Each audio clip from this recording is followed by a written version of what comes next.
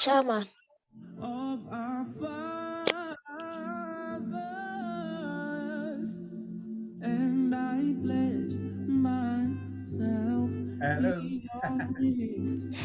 Hello. Good evening. Good evening, Daddy. This new chairman is the MC. We'll wait for the MC then. Hello, good evening, everyone. Good evening. Good evening. Good evening. Hello. Happy Shabbat. I think I'm getting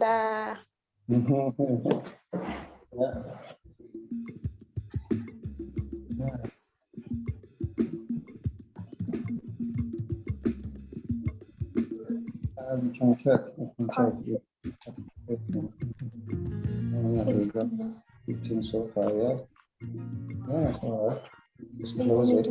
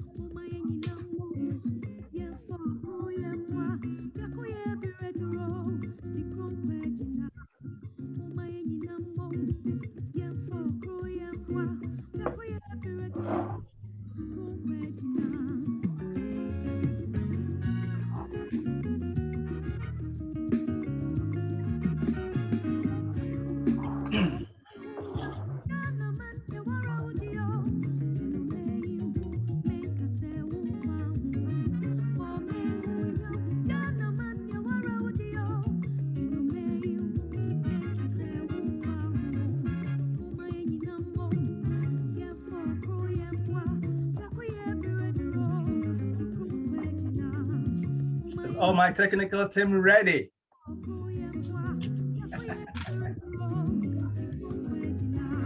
Hopefully.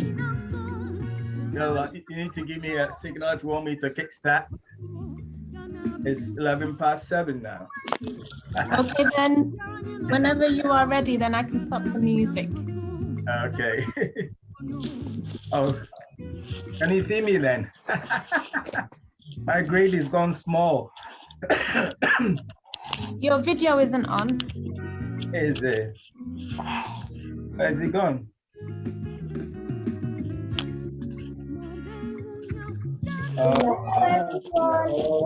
Hello. Hello. Okay. Hello. Yeah, we can see you now. So how do I go big now? I was big before.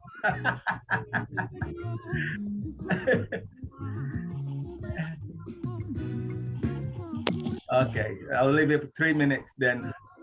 Okay. Both of us. Oh, how can I see everybody? If you click on participants. Yeah, I've made my events.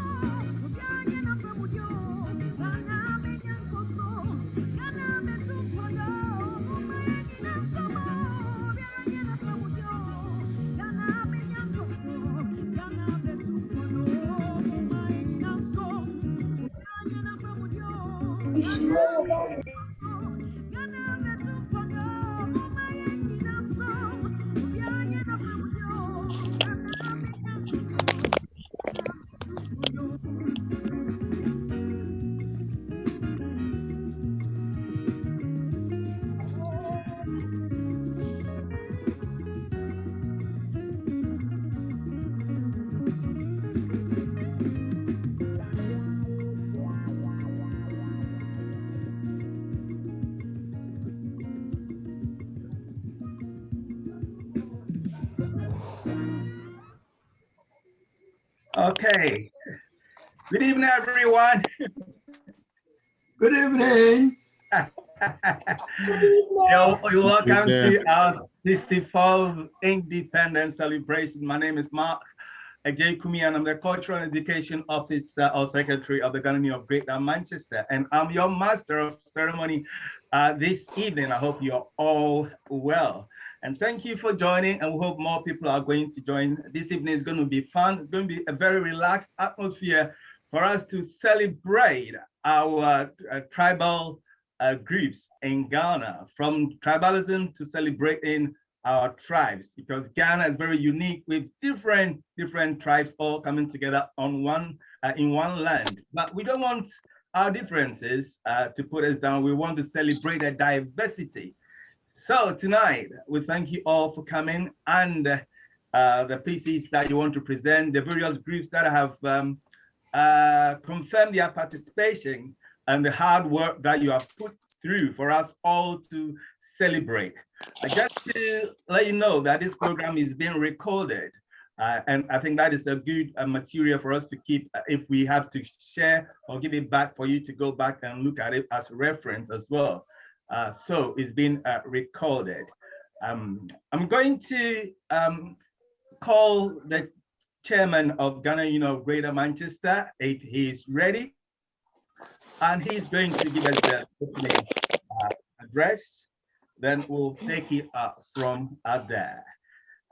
We've got Francisca Pranta, who is helping us with technology, co-hosting with myself and the chair. So if you're experiencing any what do you call technical problems, he's going to go through the house rules and show you buttons that you can press to get back on track. So if chair is there, can you take it away?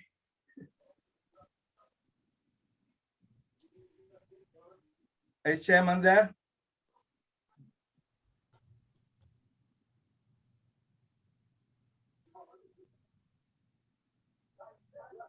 Is chairman ready? I hope he hasn't muted himself. He needs to mute himself. Because I'm not controlling it. Francisca, is chairman ready? I think he's having a technical issue. Right. Okay. Then Francisca, can you give us a bit of the housekeeping then? Then when chairman comes, we can go back and look at the opening or welcome address. If we can skip to a second item, that's the housekeeping. Okay, so good evening, everybody. Welcome to our Independence celebration. This evening, we'd ask for now if everybody can keep yourselves muted so that we can hear each other talk. The various groups gives their presentations.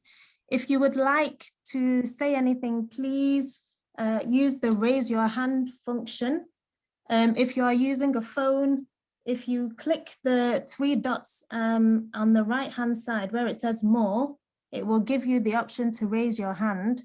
And if you are using a laptop, if you click more, or it will be the button where it says reactions, and it allows you to raise your hand. We also have a chat bar, so please be talking to us, talk to each other using the chat bar, and enjoy the evening. Thank you. Uncle Mark, I've missed something, please. Okay. Feel free to add. All right, thank you very much, Francisca. That's the house keeping.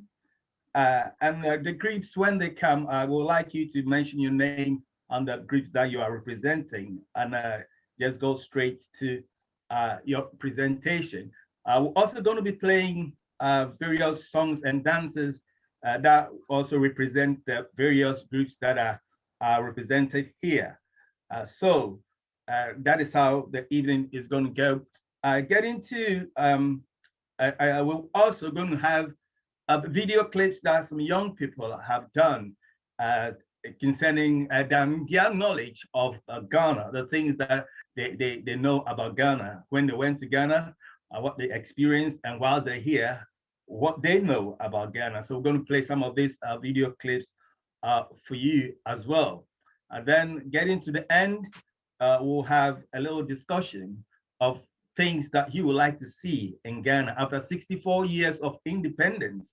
What would you like to see in Ghana, and how do we in diaspora contribute to the very thing or the idea of what you think we can do from here, working with Ghana to bring the changes that you desire or the ideas that you have. So that will be an open forum that anybody can share their thoughts where they think Ghana is heading to, and what they think Ghana can do or benefit, or things that we can do as individuals and as a country to make our country better. So that's how the evening is going to be. Let me go back and see if Chair is ready to give us the opening welcome address.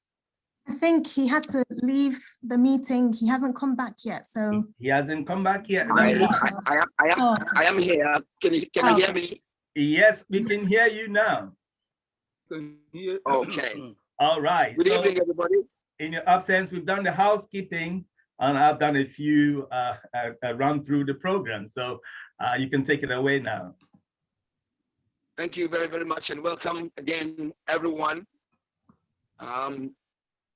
When the white man reached the shores of what is now Ghana,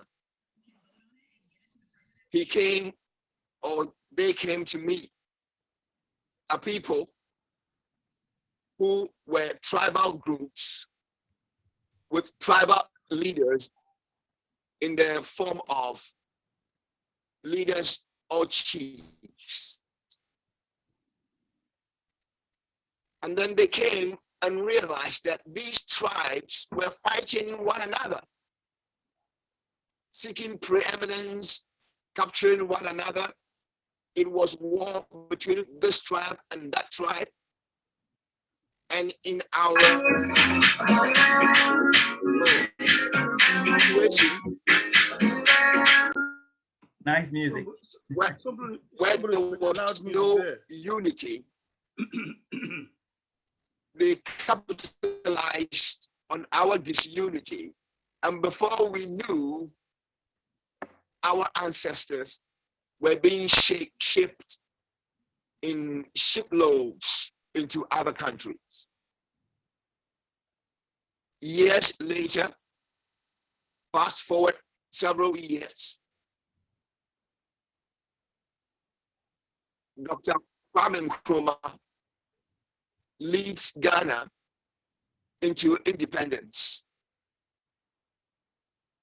64 years later, here we stand today celebrating the 64th anniversary of Ghana's independence. Last year, we all met at Vermilion, having learned our lesson that in unity we are strong and divided we fall.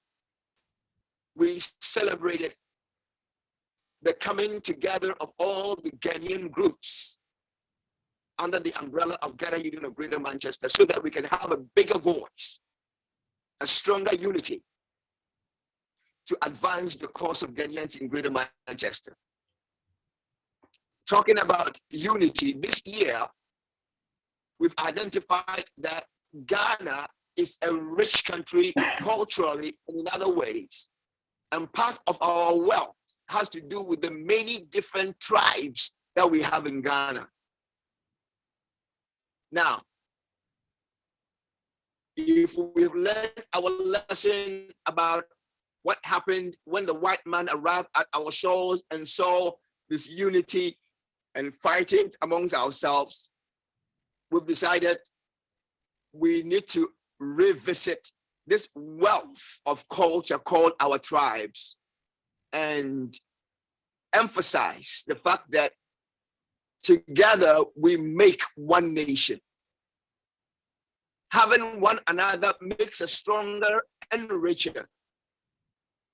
And that we've moved quite a bit forward, but there's still some more we can do. You know, we are rich and richer because of our tribes. But every good thing sometimes has its negative connotations. And we all know that Ghana has suffered a bit from tribalism. There are times when one tribe has shown contempt or disrespect for another tribe. Today, we are more advanced in our respect for one another, but we still can move forward and advance. And that is what tonight is about.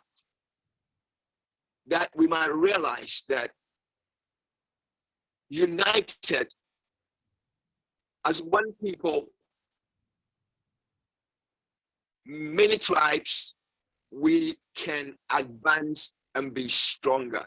So we are moving from tribalism to a tribal celebration. And to realize that each tribe brings something onto the developmental table of our nation, Ghana. And when we move to celebrate one another, show mutual respect for one another, join hands together, then we will help in that way make Ghana the nation we all want it to be.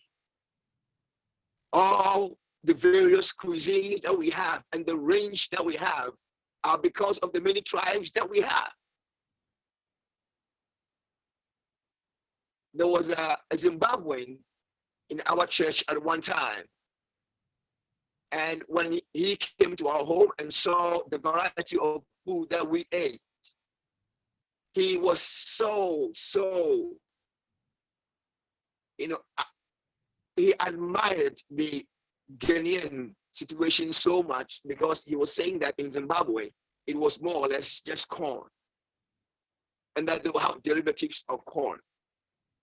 But I mean, come to Ghana and look at the food we have, look at the music we have, look at the dances we have, all of them because of the many tribes that we have. When we embrace one another as one people, realize that everyone contributes to the advancement of Ghana, celebrate each other's successes and not be jealous or envious or put down, Ghana would rise more into the nation we want it to be. So tonight, I want you to know that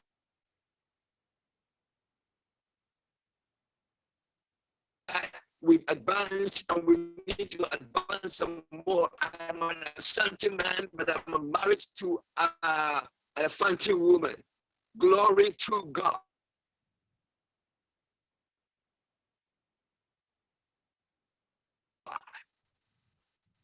Different people, one nation. And I'm an Asante man, but one of my best friends is an Ewe man.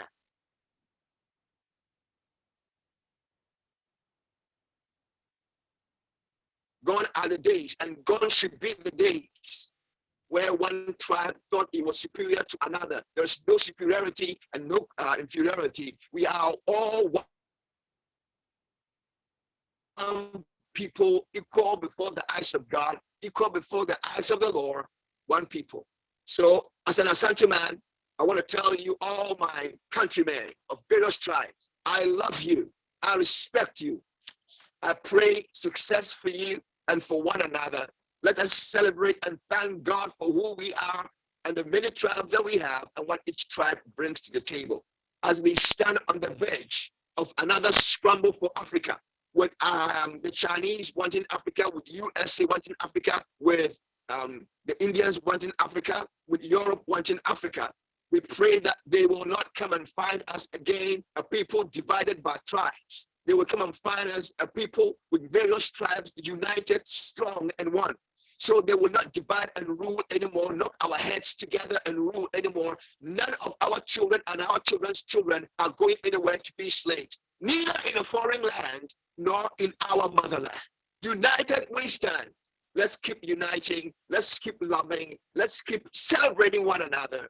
And let's build a Ghana that we can all be proud of, that we can happily leave to our children and our children's children.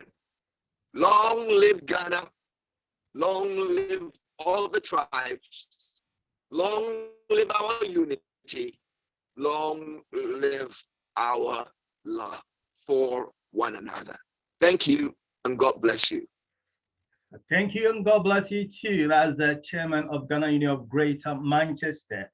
So with the opening address done, we're going to go on now and play the national anthem. If you're familiar with the words, you can sing along. So if technical team, you are ready, you can give us the national anthem.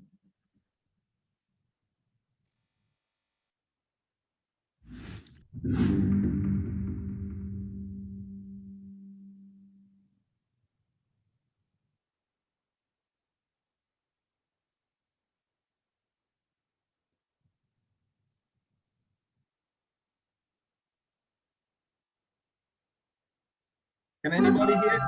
Okay.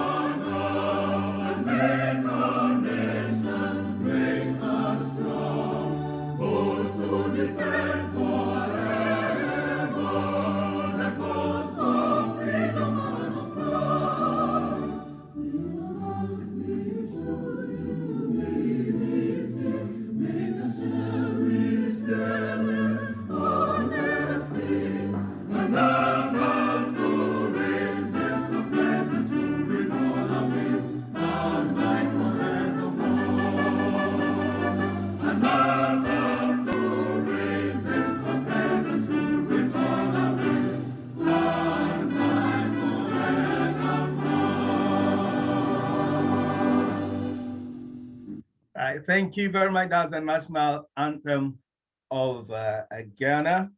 There is also one song that's very patriotic, Yan Assassini, but we'll play that one later. So at this moment, I told you before that we have some young people who have done some clips about their knowledge of Ghana.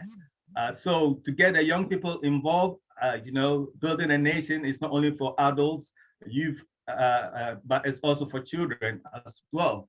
So at this juncture, we're going to watch some of the video clips that young people have put together about their knowledge or what they think they know about Ghana.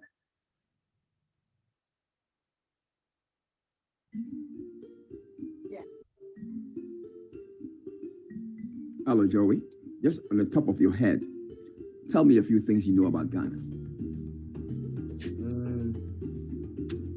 Ghana got the independence on 6th of March 1957. Capital of Ghana is Accra. Certain tribes' first name is decided what day they're born on. And the fun fact is Ghana is the world's second largest contributor of gold. Okay, thank you. Hello everyone, my name is Lila Andrew and I'm from Ghana and I'm 9 years old. So today I'm going to be talking about the culture.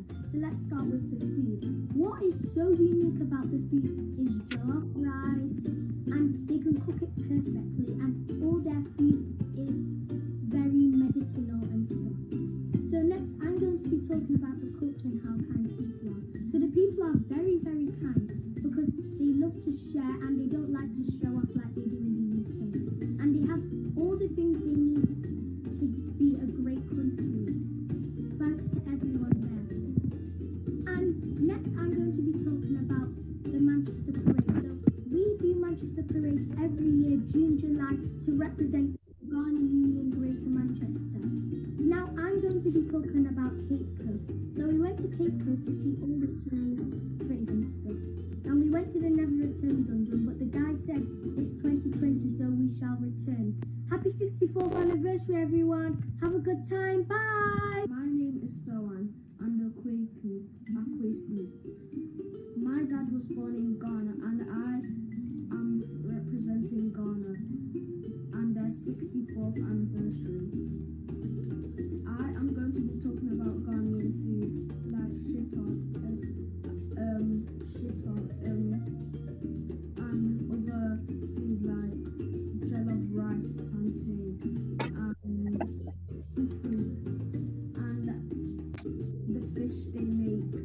They have a lot of fish near their place because they live near a sea, and my dad used to go out on the sea and look for fish and make food for his family. And I had a lot of things that I wanted to do as well in Ghana. I wanted to search for fish as well and look for different stuff that I haven't seen in my life before, like bugs in Africa and fish and different stuff like that. I like the people that are there because they are nice, kind and gentle.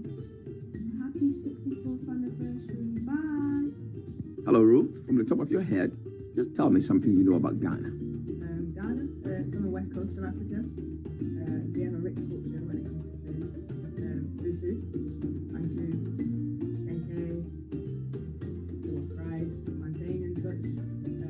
Another thing is when it comes to using the left hand, you may have to be careful, as some people may find it offensive when using it in certain situations, which I would know as a left-handed person. So just watch out for that. And that's it for now. Thank you. Daniel, Hello. just on the top of your head, tell me a bit of what you know about Ghana. Let's see. Let's start off with a random facts. Population of about 30 million people. I know one of the main tribes is the Akan, the Ashanti, the Afansi. I know tribes do this their way. I know the Dagbon. I don't know about they like the stuff like the handshake. That's one of the things you click at the end. Sometimes what they like to do is you're invited when you eat it and you want to get someone's come share your food. If you happen to do that. You know, obviously respect. This is obviously all over the world. I know we like to respect our elders and obviously carefully as we walk over there. I know we like the food, we like the dancing, and we like the music. So that's a few things. Okay, thank you, Daniel. PJ, from the top of your head, tell me what you know about Ghana. Okay, so the capital of Ghana is Accra. In Ghana, they speak Twi and many other languages. Ghana is very well known for its cocoa and oil. The currency they use in Ghana is cities and Jessica, cassette. Okay, thank you. Hello, Nanadra. We are going to talk about Ghana. What do you know about Ghana? Where is it? In West Africa. Okay, and what do you know about Ghana? That people at the schools in Ghana called Kente. And this is very beautiful. I like it and it's so nice. It's lovely to wear. I love visiting Ghana.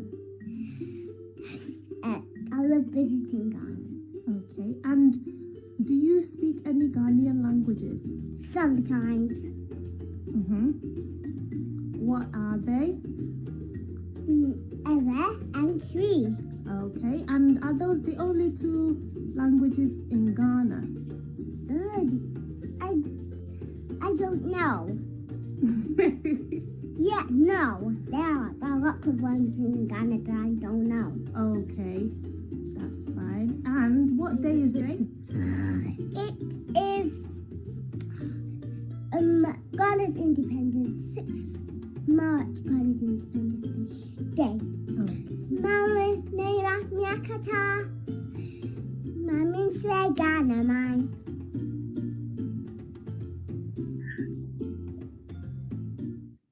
Okay, thank you very much. A round of applause for the children.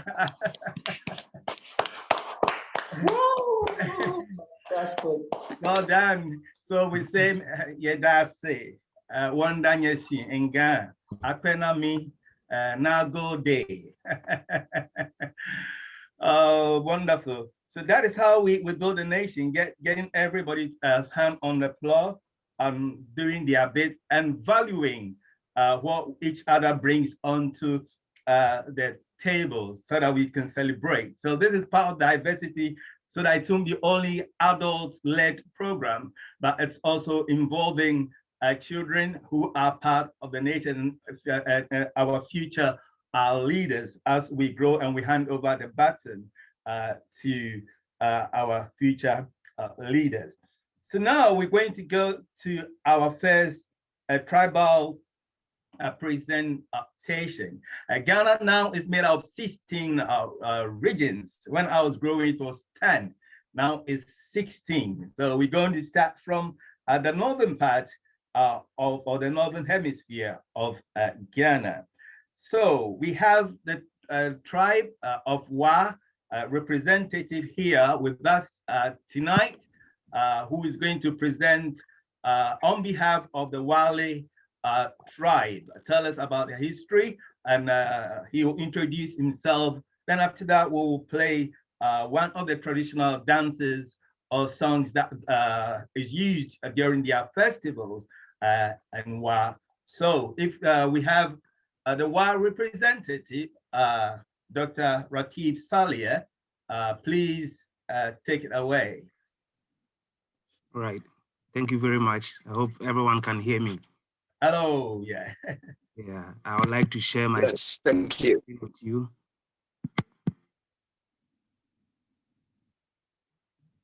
Oh, did you say you want to share your screen? Yeah.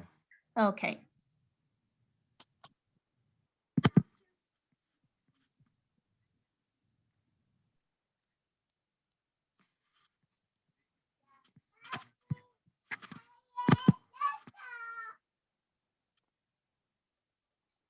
Okay, you should be able to share now. Yeah. Yeah.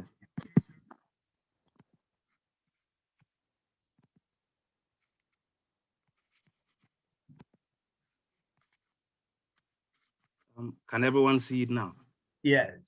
Yeah. Yes, thank you. As the MC rightly said, my name is Rakib Abu Salia. I was born and bred in Wa, the Upper West region. I am married with one kid.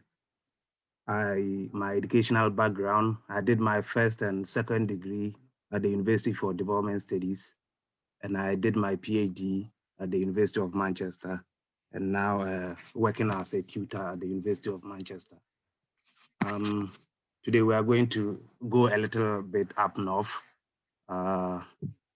precisely Wa, which is the capital of the Upper West region. So as you can see on the map, straight up on the left-hand side, that's the Upper West region, which has its capital as Wa. This area is located some 562 kilometers northwest of Accra. We have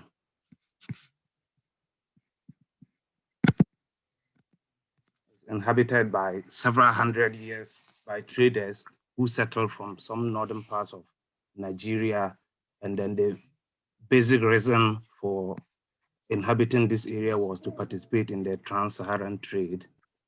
One interesting thing about this region, or let me say this area, is that it currently holds the mortal remains of one of the notorious slave raiders during the 18th and 19th century. And I hope we all know that person. He was in company of Samori Toure and then Babatu. But in this case, so Babatu died and was buried in Wa. Also in the 1892, a young man from the Fante land called George Ekan Ferguson, he explored the Ashanti Empire and some areas of the north. He reported at that time that the population of Wa was larger than that of Accra. That's in the 1892s. In the 1880s, Wa was estimated to have a population of about just 8,000 people. And then today, the last census was done in 2010, and the population had risen to over 36,000. So we can see that there have been a, a massive growth in the municipality. But the region itself is more than that. This is just to talk of the capital, that is Wa, to be precise. Let's look at the environment and the weather conditions in Wa. A lot of us are up down south. We've never been there, but we hear so much about Wa, that bad as we think. Wa is located in the southern part of the Sahel. We have some rainfalls, usually between May and October. After the rainy season, from September through to January and sometimes February, March, we usually have this hot, dry wind that we call Hamatan that usually blows from the Saharan desert. The hottest so far that we have experienced is a little above 40 degrees, and the lowest sometimes it goes closer to 18, 17 degrees. So our economy and agriculture, as we can all see from the pictures, despite the urban status, Wa is one of the urban areas in Ghana. Despite its urban status, agriculture is still one of our main jobs that we engage. So majority of the people are into cereal farming, that is maize, millet. Some are into fruits, mango, tubers, yam, watermelon, that we usually, some 10 years ago, we used to get it from down south, but we have been able to also grow our own watermelon to an extent that we even ship and feed some of our brothers down south. For tubers of yam, I think that's what we can boast of, being the largest producers of yam in the country. We also engage in some vegetable production. Education, Wa hosts a few renowned educational institutions. One of them is the Wa Senior Secondary School. This school, I think in 2003 or so, was one of the schools in Ghana that was used as a model institution, and therefore they had upgraded its infrastructural capacity, making it a very attractive destination for students and teachers across the country. Wa also hosts the famous St. Francis Xavier Junior Seminary. It was built in the 1960s and has produced a lot of successful young men, both reverend fathers, priests, and then a lot of them serving the country now. Wa also hosted the Faculty of Integrated Development Studies. That was a branch of the then University for Development Studies, but recently it has gained an autonomous status, and we now have a new university in the region called the University for Business and Integrated Development Studies. This university hosts about 3 or more or so faculties. We have the Integrated Development Studies, Planning and Land Management, Education, Law, and Business. So maybe if you have any of your relatives that is down south and willing to pursue any of these courses, I think you can give it a shot. The culture of the people of Wa, the Damba Festival is the main traditional event that usually consists of drumming and dancing in the area. This event usually took place or takes place later in September, usually to correspond with the harvest season. When everyone harvests, they come to celebrate the harvest season. The highlights of this festival, because of time, we may not go so much deep into it, but the highlight was just a ceremony which the Wana, that is the chief of the area, jumps over a cow lying on the ground. And then there were a lot of traditional beliefs that if any part of the chief touches the cow, he would die within the year. And then the vice versa was also right, that if he was able to successfully jump over the cow, he was going to live another year. So we have the food and then cuisines in the area. So the staple food or the most popular food in this area is PZ, popularly known by all of us. Oh, sorry, my kid is gone wild. Put it on your lap. Come.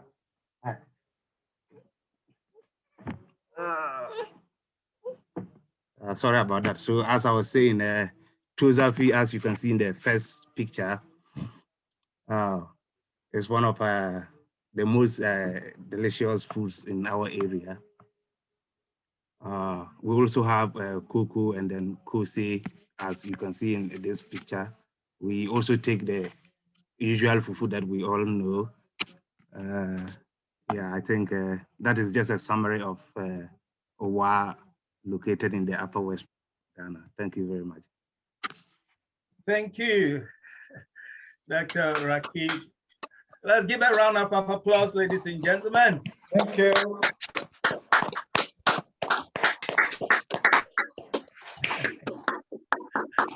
We appreciate you.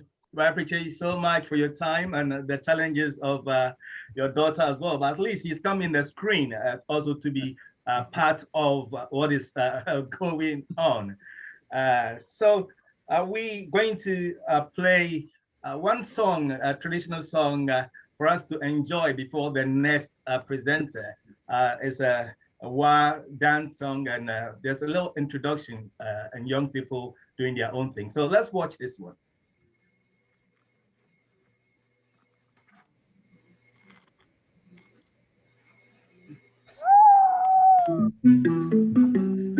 So this is a dancing group from Wa. Wa is in the Upper West region of Ghana, the northern part of Ghana. These are children from primary school who have come together to entertain people anytime we have gathering. And today we are having these children to entertain anybody that will be watching this film. The dance they are going to do here is called Bewa. Bewa is a dance that is used to entertain people.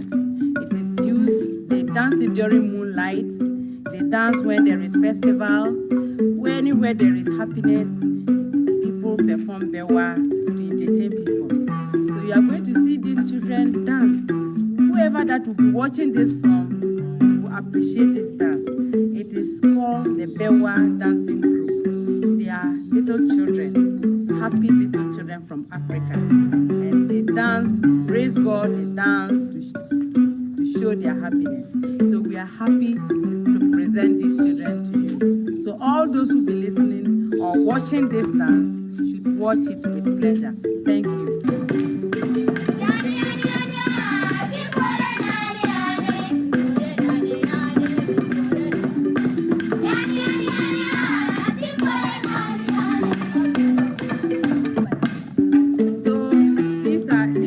Children we told you of. They are children who know what they are about. Very intelligent children. They can display.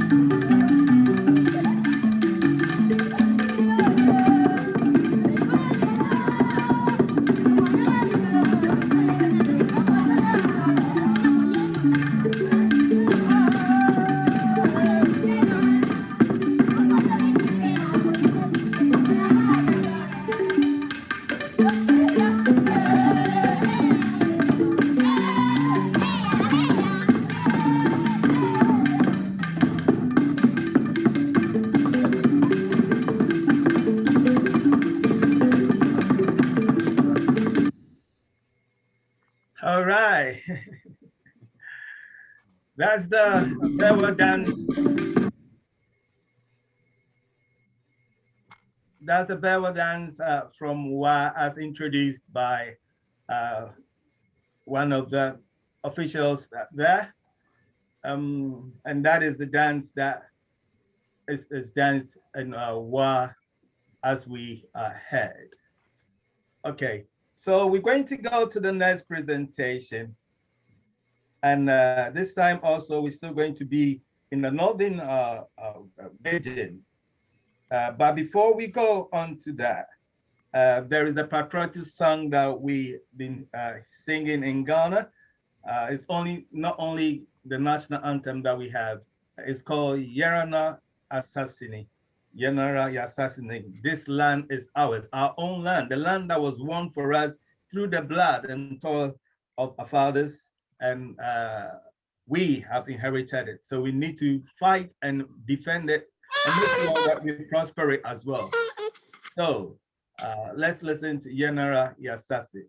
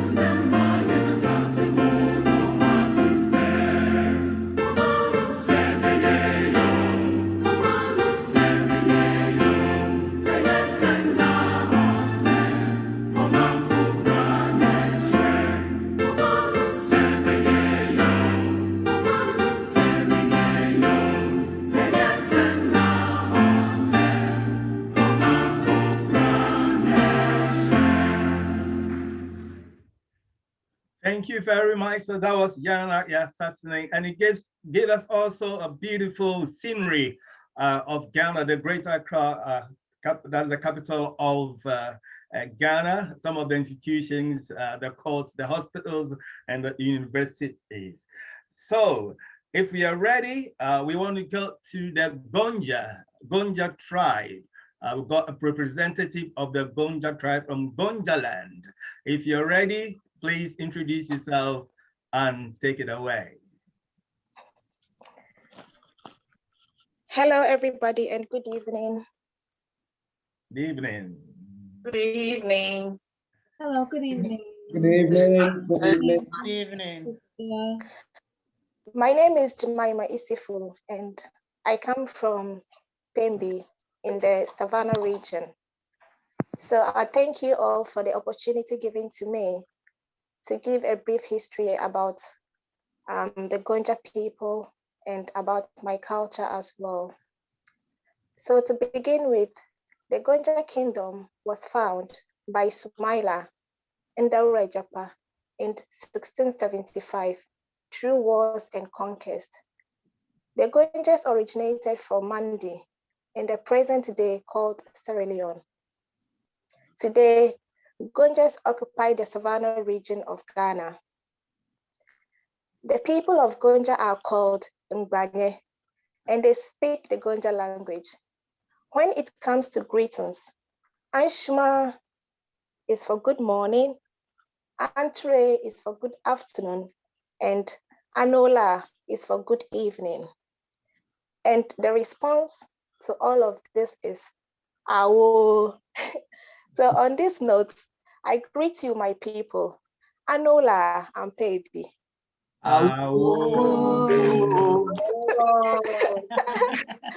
Very good, very good. Okay. Hello. So our traditional food is kude and kapel and also kagbama. Kude is popularly known in Ghana as TZ or as Dieho, as the Ashantis will call it. And everybody enjoys eating TZ or Dieho wherever you are in Ghana. And you can eat it with any green leafy soup, and also you can eat it with bitter leaf soup. And this bitter leaf soup has medicinal purposes that can give healing to your body if you have any medical condition. And also the occupation of my people is farming. We farm a lot of crops like yams, all kinds of cereals, and all kinds of fruits and vegetables.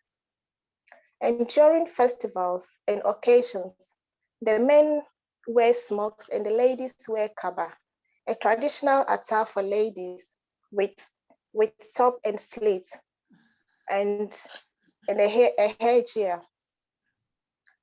So the people of Gonja celebrate Damba Festival and also Fire Festival every year. When it comes to chieftaincy the legitimate power lies on the Yagbowura. And the meaning of Yagbowura is the big foot. The meaning is he who has the big foot. This term implies that the king's big foot crushes whatever that it stamps. So next time when our enemies try to come against us, we know that we have the Yagbowura to defend us. So the Yagbowura also, he is the main authority when it comes to installing and skinning potential chiefs. In the Gonja Kingdom, we have 5 royal gates, which rotates peacefully, and every gate has the opportunity to become the paramount chief of its community. So when it comes to the Bole, we have the Bole Wura, and the paramount chief of the Bole traditional area is called the Bole Wura. The former president, John Dramani Mahama, is a Gonja from Bole. And we have Pembi. So the Pembi Wura is a paramount chief of Pembi. Then we have the Tula Wura. We also have the Whisper Wura, and then we have the Kusungu Wura. So when it comes to these customs and rights, all the people of our community make sure that they follow all these customs and rights. And then over the years, there hasn't been any conflict among these 5 gates because everybody has the chance when it comes to their turn to become a paramount chief. So the beliefs and practice of my people assist to maintain the authority within the kingdom and to enhance the continuity of good relationship in the kingdom.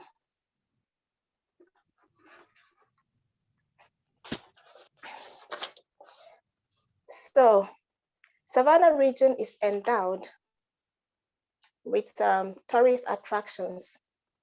Have you heard about the Mole National Park?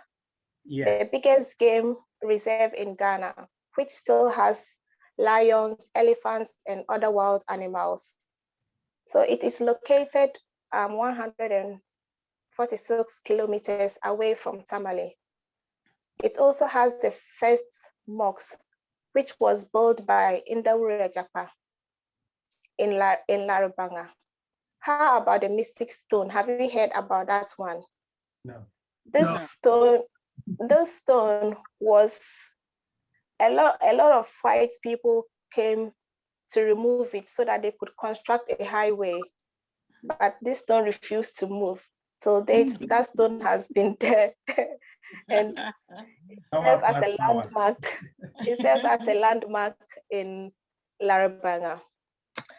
And when it comes to salt, we have the finest salt from Daboya. Daboya is a land that produces a lot of salt. They also have hand-woven and unique textiles that you can always buy anytime you find yourself in the Savannah region. You can buy a very beautiful smock, or you can have a very beautiful kaba for yourself.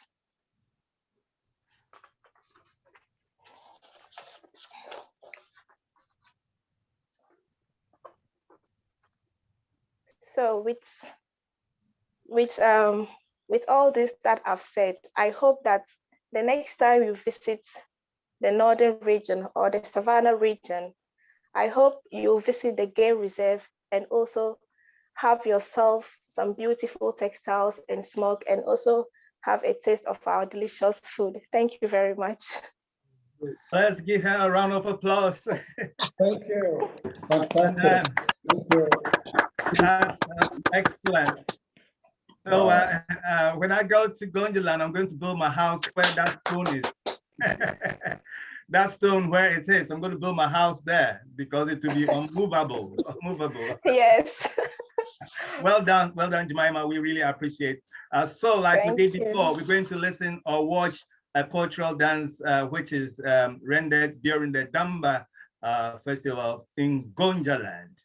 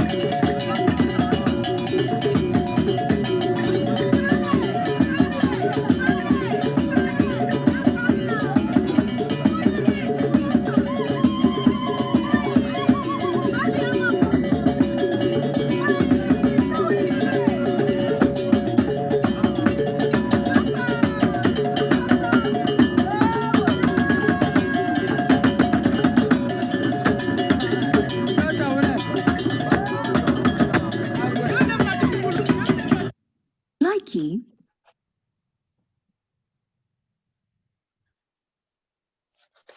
Okay.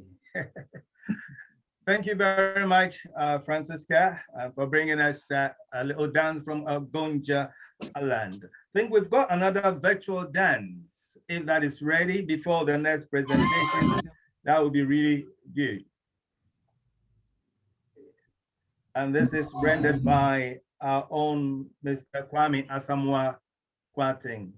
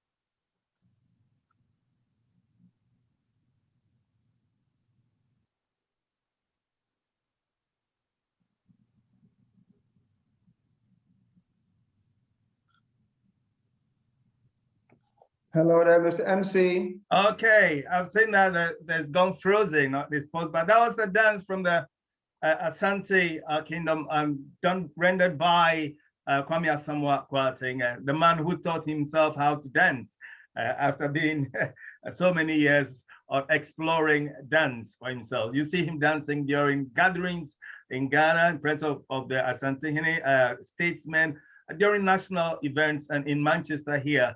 Even last year, he was among those that put on a cultural display in Manchester. So thank you very much, Kwame. Let's give him a round of applause as well, ladies and gentlemen.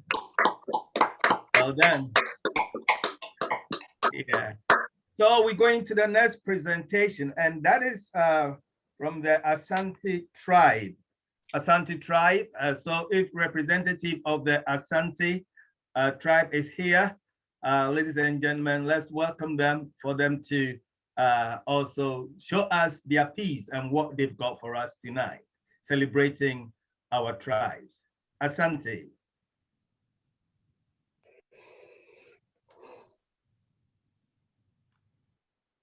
Any representative from Asante region? Ready?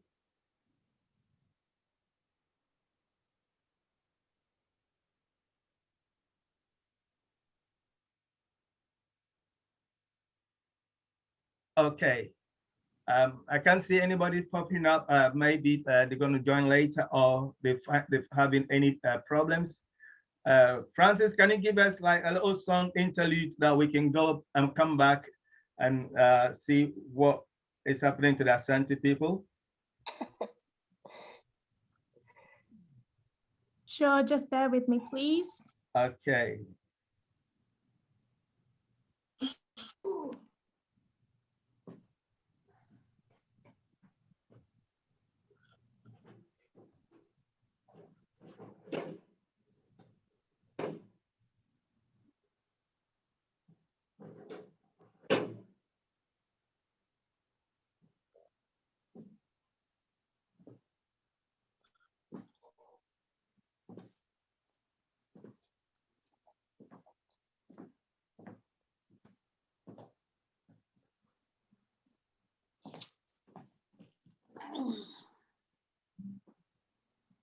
Yeah, first experience on Zoom. That'll always be a challenge, but well done, Francis, for holding the fort.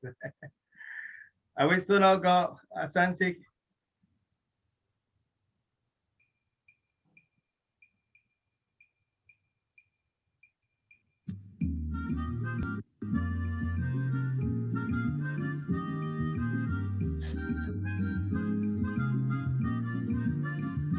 This day will never be forgotten. The 6th of March 1997, when the Gold Coast successfully get her independence officially. Ghana is the name we wish to proclaim. We will be jolly and merry and gay. The 6th of March, Independence Day.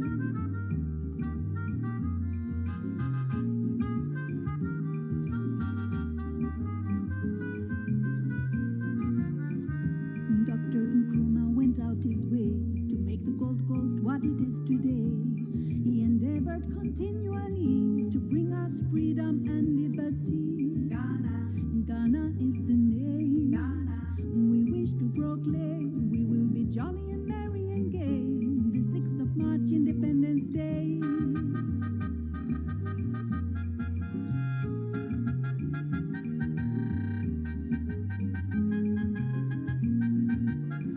The doctor began as agitator, then he became popular leader. He continued to go further, and now he's Ghana's prime minister. Ghana is the name we wish to proclaim. We will be jolly and merry and gay. The 6th of March, Independence Day.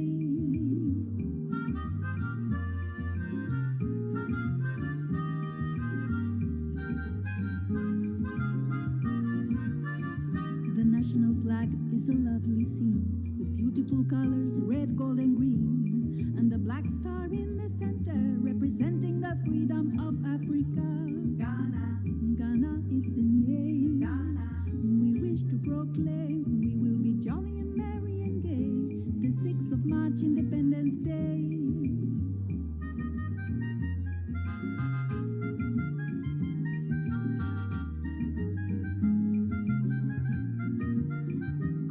congratulations from Haile Selassie was proudly received by everybody. He particularly comment on the doctor's move to self-government. Ghana is the name. We wish to proclaim we will be jolly and merry and gay. The 6th of March, Independence Day.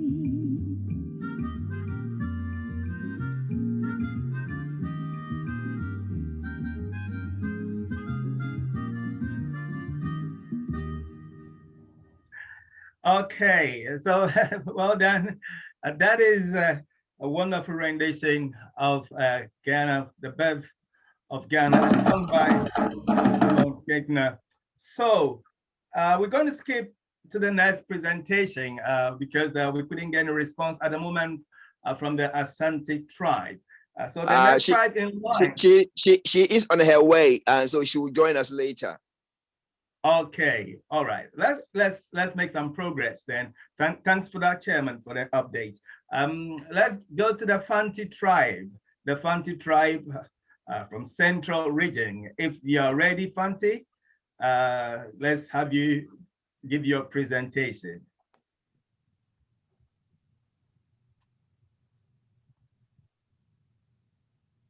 Anybody from the Fanti tribe?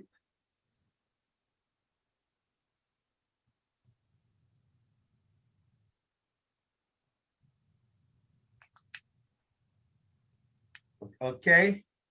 Can somebody help us out? Is the Western region ready? Anyone from the Western? Is Western ready? Okay. If Western ready, if you can introduce yourself and take it away so that we can make up some time. When the rest join, we'll go back and give them the opportunity to do theirs.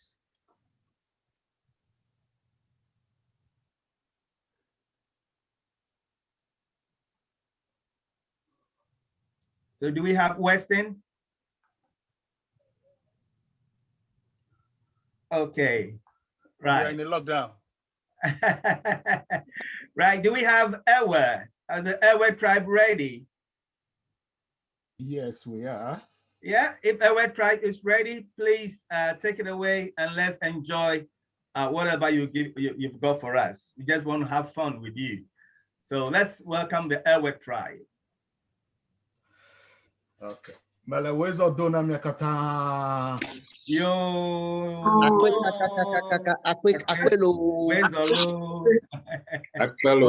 For those of you who don't understand, Wezo means welcome. So I'm just welcoming you all to this virtual celebration. My name is Felix Kabute.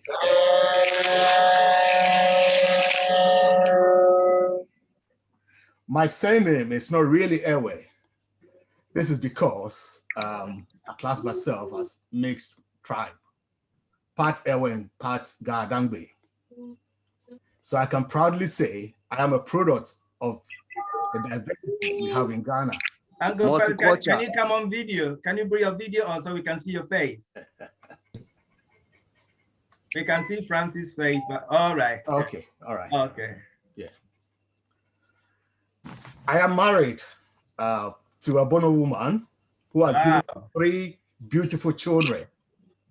Multicultural. Yeah. I am a chartered certified accountant by profession. So for today, I'm going to give you a brief presentation about the history and culture of the Ewe people. Francis is here to assist me. So in terms of history, the Ewe tribe cuts across 3 West African countries, namely Ghana, Togo, and Benin. Historically, we come from the same ancestral place. In Ghana, we are located in the Volta region of Ghana. The Volta region has recently been split into the Volta and Oti regions. In 2020, the population in Volta region was estimated to be 1,000,000 909 679. The airways in Ghana consist of groups based on our dialects and geographic concentration. For example, around Keta, we have the Anglos. Around Ho, we have the Vedumes. And around Sogakope, we have the Tong. In terms of our occupation, primarily and historically, most Ewes have been farmers, maize and yam farmers, which are some of our staple foods. Sea fishing is also a full-time occupation in some coastal areas.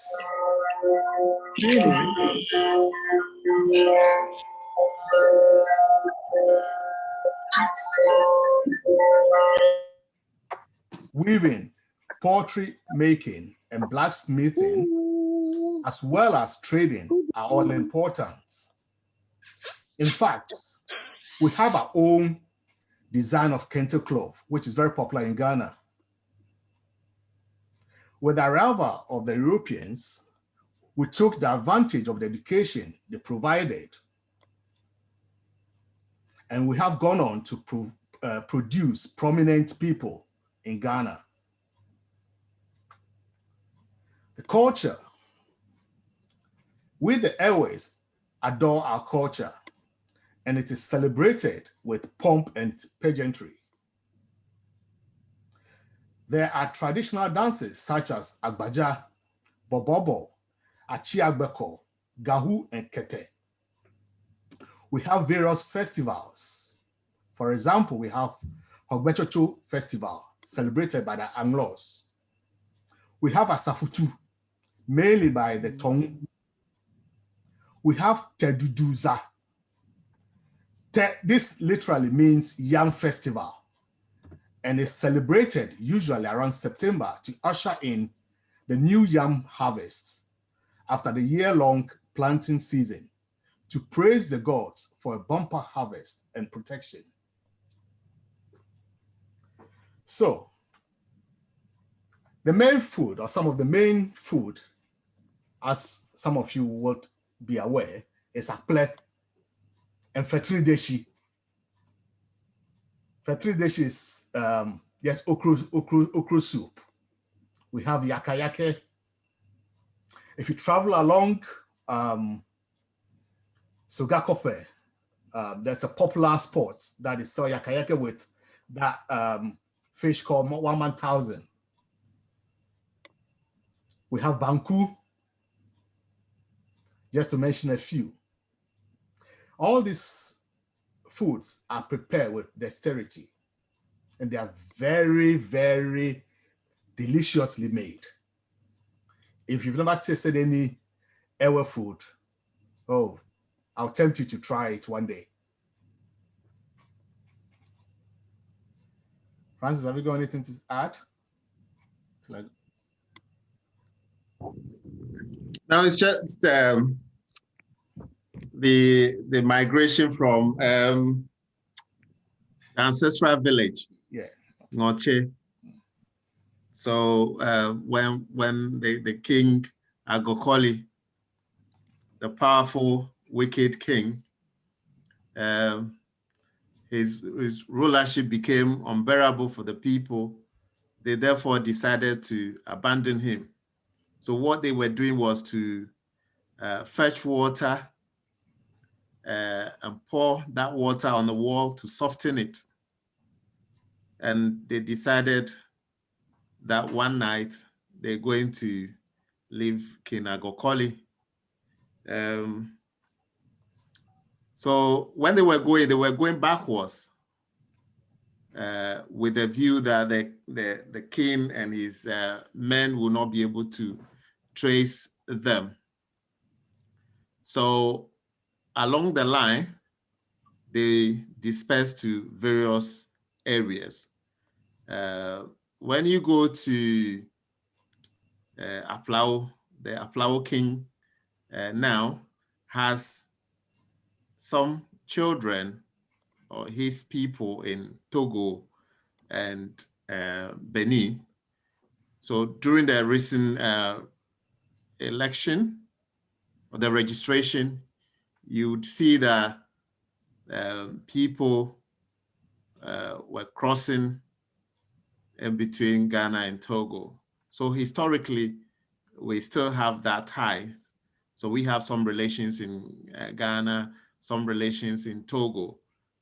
So if you want to know more about Ghana and the airways in Ghana and Togo, you can contact some of us. Thank you. Yeah, thanks, Francis. Francis is a good historian. Yeah. Just before I conclude, I would like to mention that we, the airways, are found in every sphere of life. We are very hardworking, family and community oriented. We are very peace-loving, generous, and fellow-feeling. We try to help each other wherever we find ourselves. This is why some of us in Manchester have come together to form Manchester Airway Group to support each other. It is our intention that we'll tap into each other's skills, knowledge, and experience to better all members and our various communities, both in the UK and Ghana.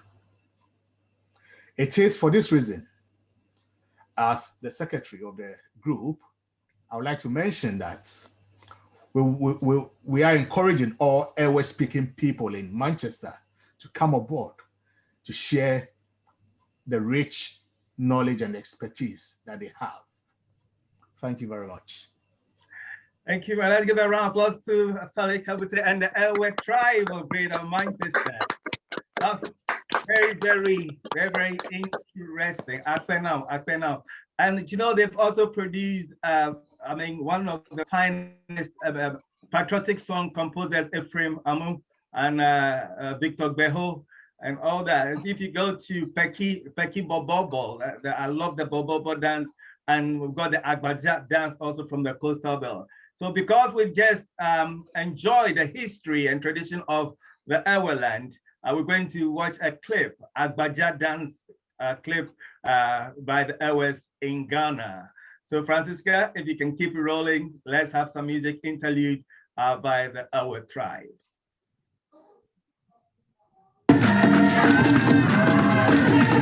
That's it. You can try it as well.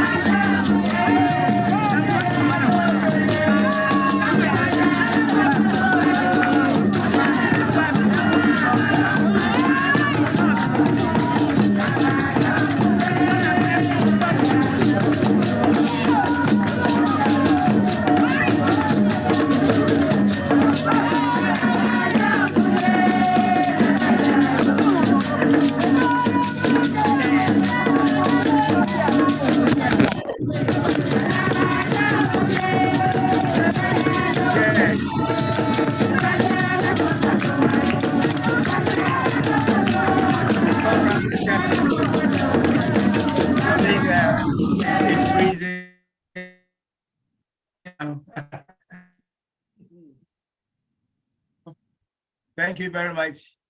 Like you said, migration have brought all of us together, and we are one nation.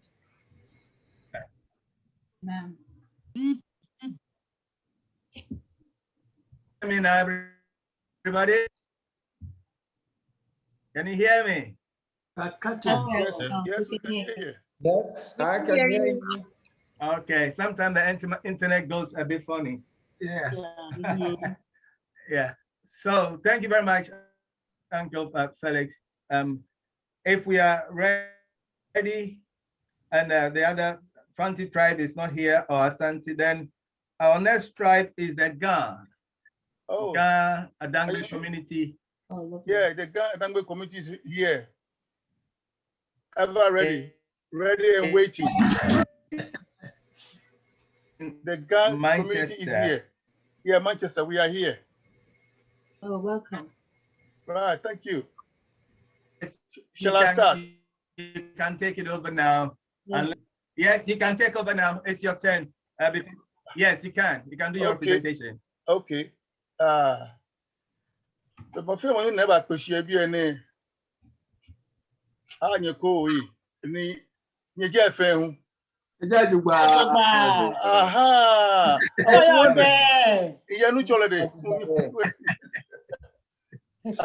For those of you who doesn't understand what I said all those who are present here, right? How are you all? Right? You're all fine. Yes, okay, by the grace of God. By the grace of God, yeah. You see, I didn't think I would be here because of my grandkids, but thank God, nobody's has been to this room yet, so I'm okay. Right. Yeah. Now, where can I start from? Okay. The actual celebration of our contribution is going to be short, but I'd like to start from the origin of the Gans. Yeah. As most of you know, the Gans originated from Israel. Now, if anybody cares to check in the Bible, you may hear the word the Nubians. The Nubians.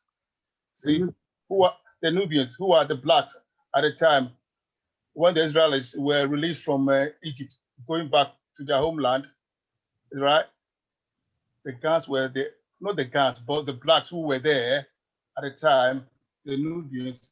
Yes, Gans came from the Nubians. And now when we were coming, we didn't come straight to where we are now.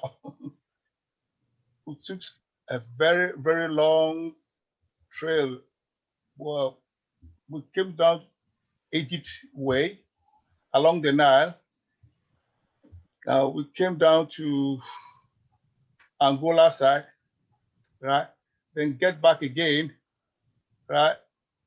Then we went to Nigeria, Ile-Ife, you see. And if you look at some of the Yorubas, right, their features and their actions, right, replicates that of the Gans. So from Ile-Ife, we managed to come down to Aneho. I believe Aneho is Igbeland. Am I right? Yes. Yeah. Thank you, guys. So from Aneho, then we came to Ayawaso. I'm sure people, those of you who live in Accra, you will know Ayawaso. Yes. Yeah. I was born and bred in Accra. I don't know Ayawaso. So.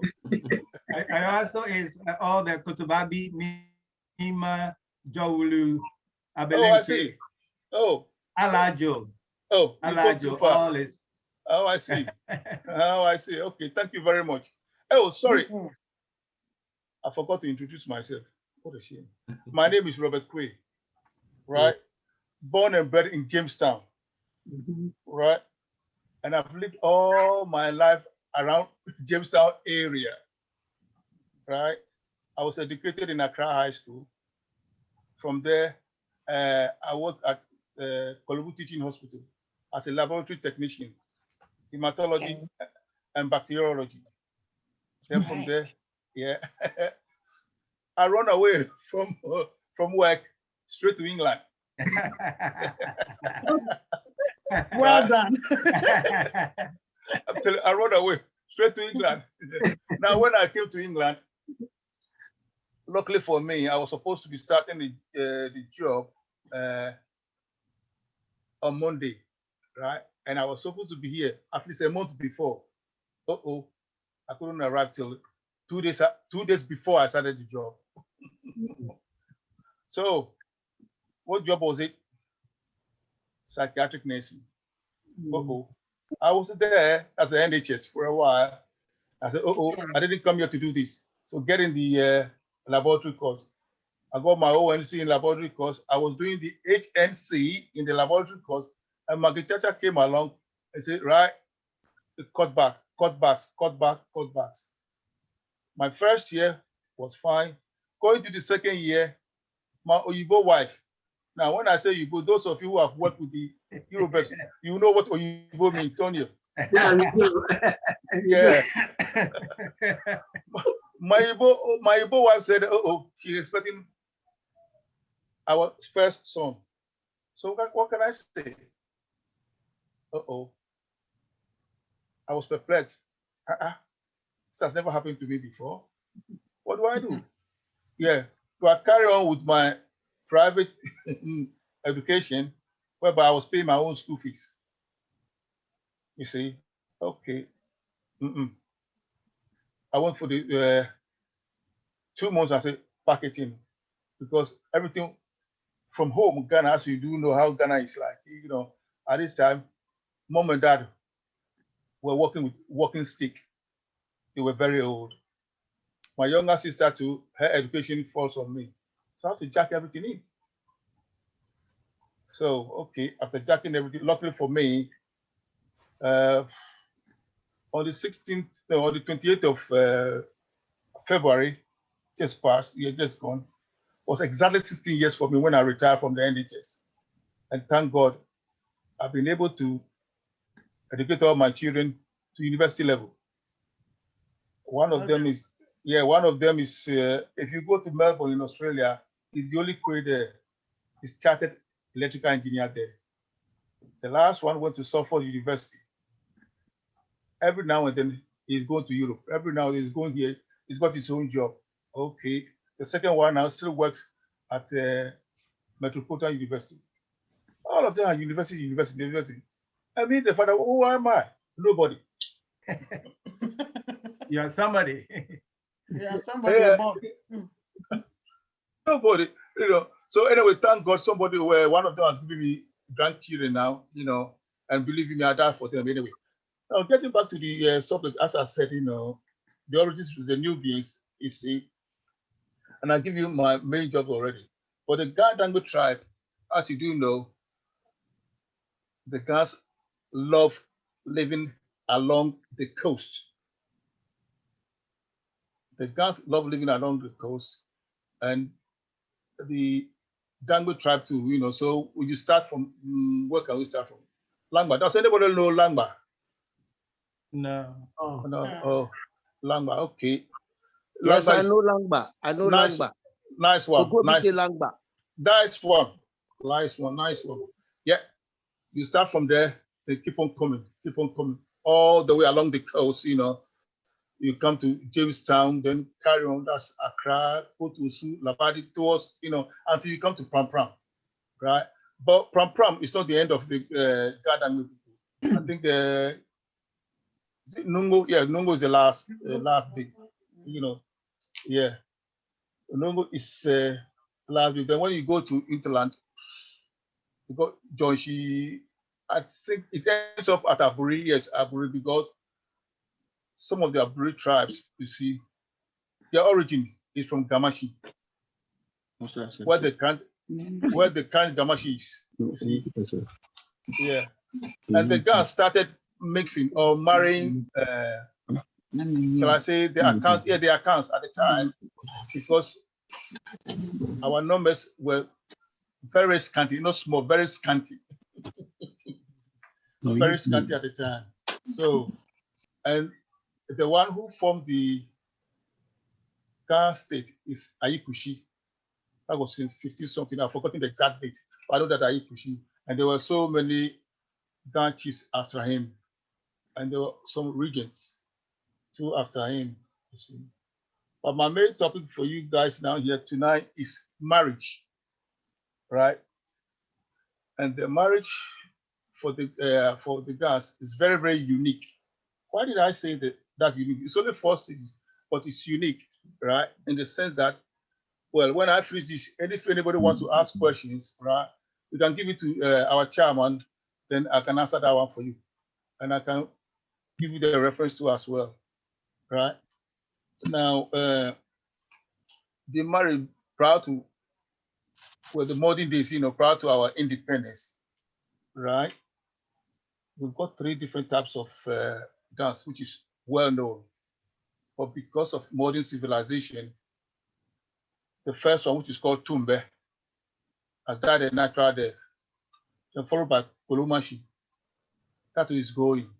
And the last one, Kolomashi. Yeah. Have you heard of it?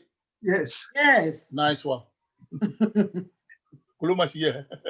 Then the last one, which was invented by Otulinko, the guy called Otulinko, because I used to play football with him in the book with them, you see.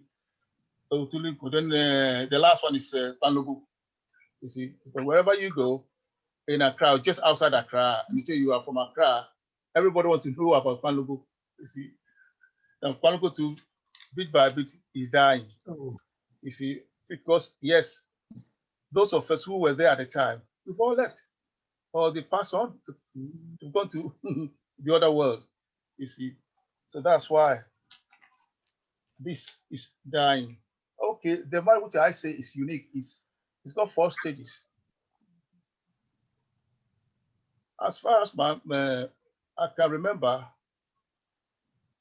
if a young or a teenager, you see, as you do all know, women do develop, right, physically more than the men.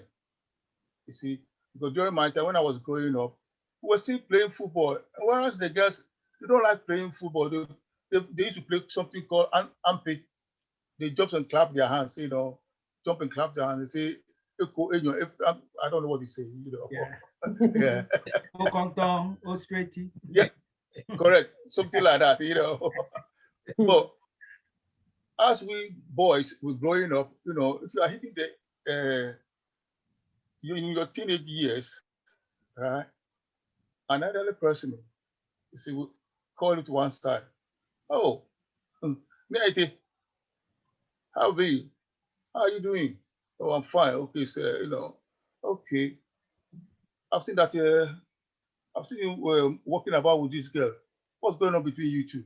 Oh, sir, nothing. Are you sure about that? Okay. If you say nothing, fine. They won't say anything. But if you are shy, see, to say something, something is going on. So your parents will be informed and they will keep an eye on you. This is the male, right? The onus is always on the male, right? So when you started working, which happens to me, the person will pull you to one side. Now, you started working, your first pay will be taken off you. And they will share it among the whole family because they said everybody did help to bring you up to where you are. So they won't give them much, maybe 50p each, that's all, you see.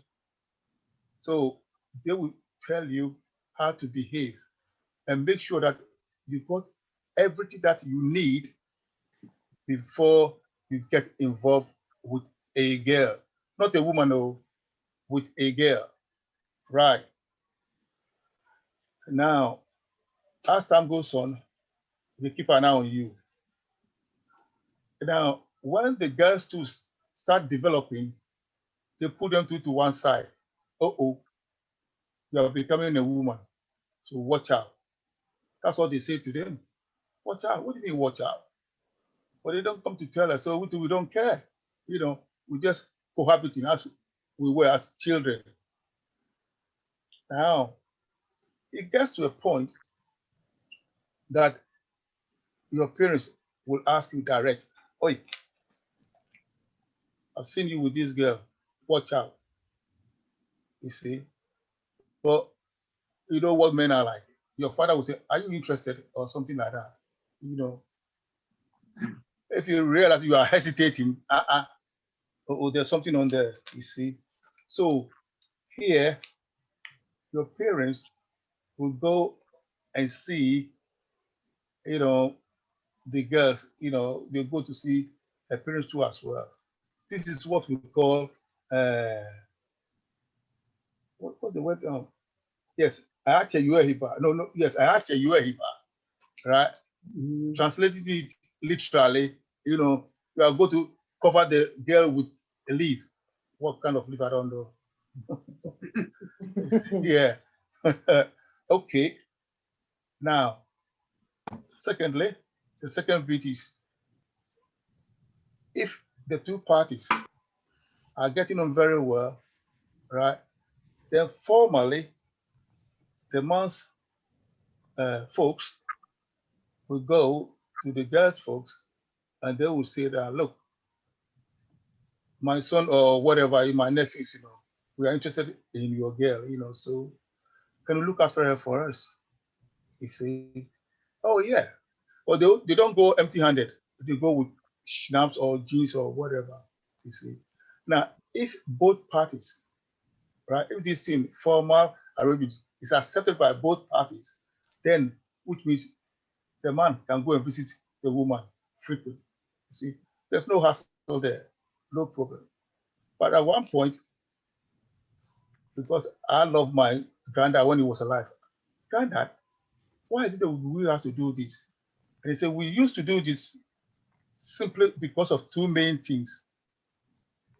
They just don't want their son to go to a house whereby they've got a poor history, which is criminals, right? Or you suffer from mental health. So if they are criminals or suffer from mental health, no way, you're not going there, you see. And some of them too, they deliberately, I mean, the men, you know, oh no, sorry, the women folks, they deliberately ask many to in their area, in their family, to come and check on the boy, you see, whether he come from a good family, you see. So if the person come from the good family, both sides are agree, fine, no problem there. That's the second stage, you see. We call it Ashiago, which is knocking on the gate, right? Now, the third part is what we call in English engagement with our yoga, right? Now, doing this thing, right, the female from the woman's side, this is where they show how proud they are, right? That they will be carrying some gifts, especially our usual clothes, right? I don't know, kete clothes, adinkra clothes, different types of this cloth material, you see, in all designs in there. Okay, it's well known. Now, on their way, right, they put this in is a shiny brass bowl. In the olden days, they put it in the curves.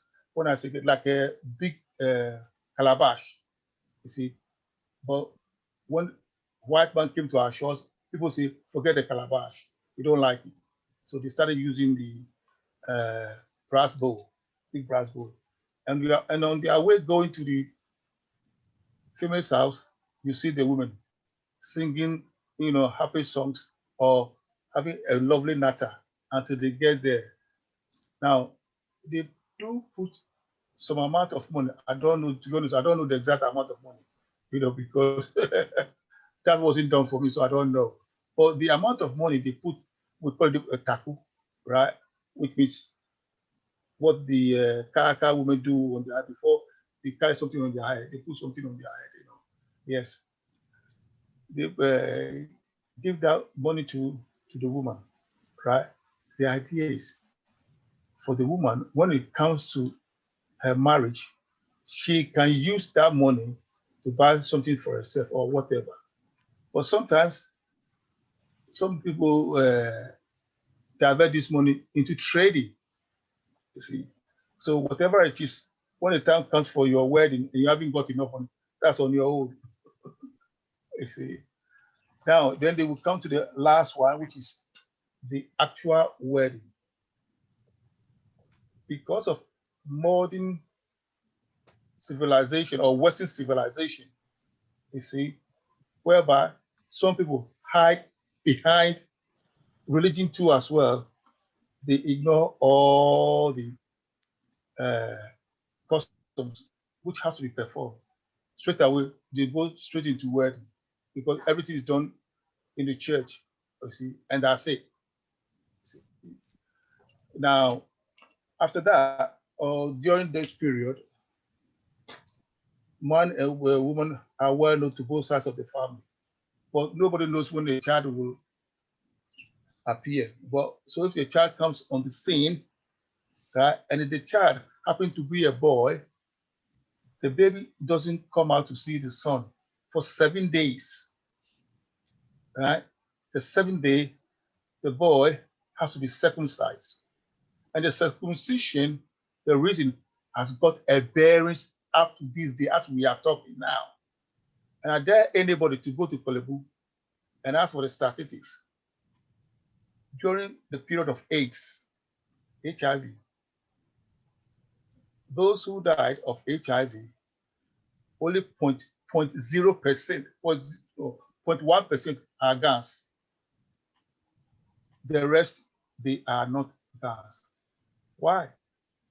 Now, been working in the bacteriology lab, I know this for a fact that the foreskin harbors some kind of organism, you see, which is detrimental to the man, whereby they get venereal diseases.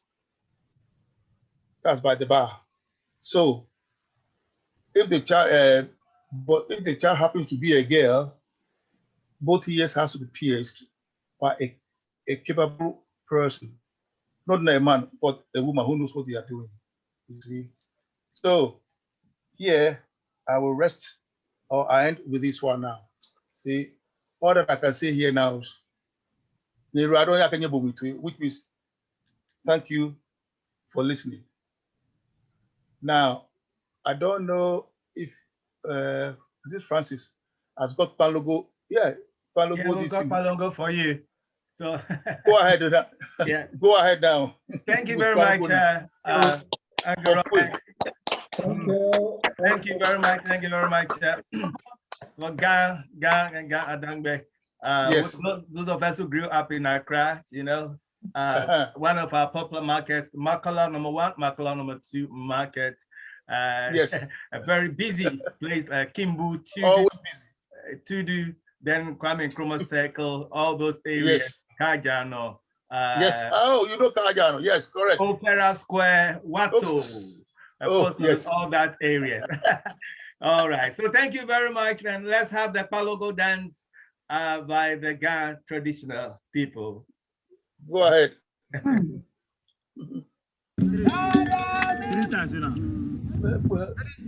Action.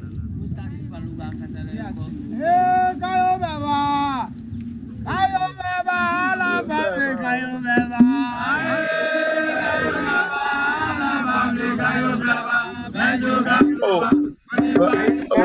I wish I've Ghana with this one. Oh,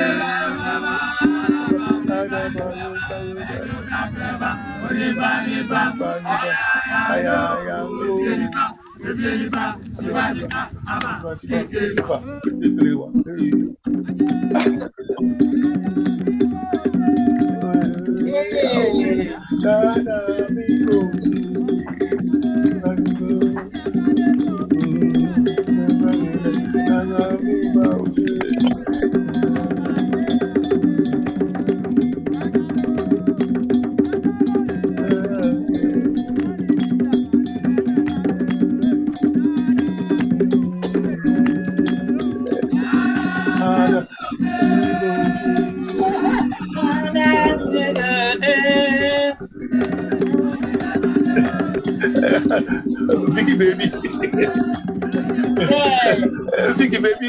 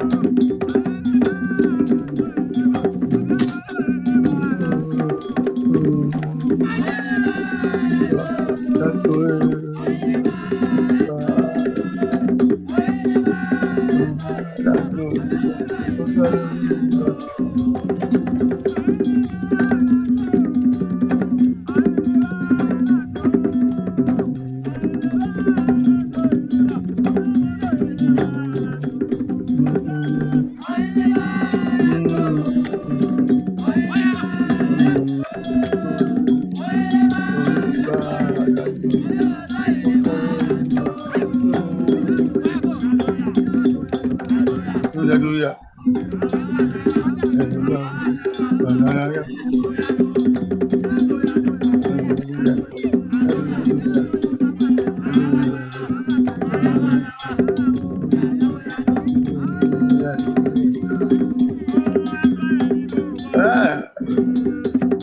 Oh.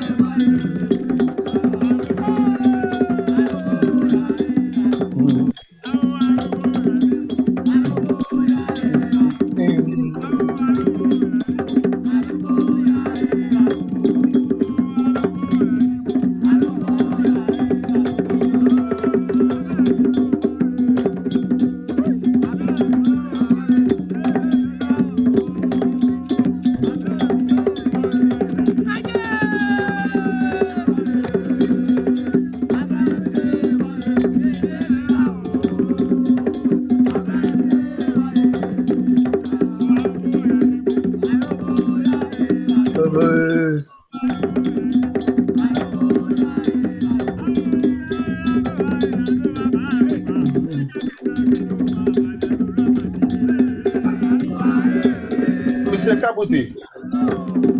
Mr. Kabuti. Mr. Kabuti, yeah. Thank you very much. Oh, fine. No, go to high school. It's a nigga what we must use in high school. All right. Go telephone number, charm. My. No problem. A number. Okay. Okay, thank you very much for your submission, Uncle Robert Quay of the Ghana. Now we've had a message that Asante tribe is not here. Asante tribe is not here. So if their representative is here, Asante Mai, if you are ready, it's your turn now. Yo me pa macho motemenka.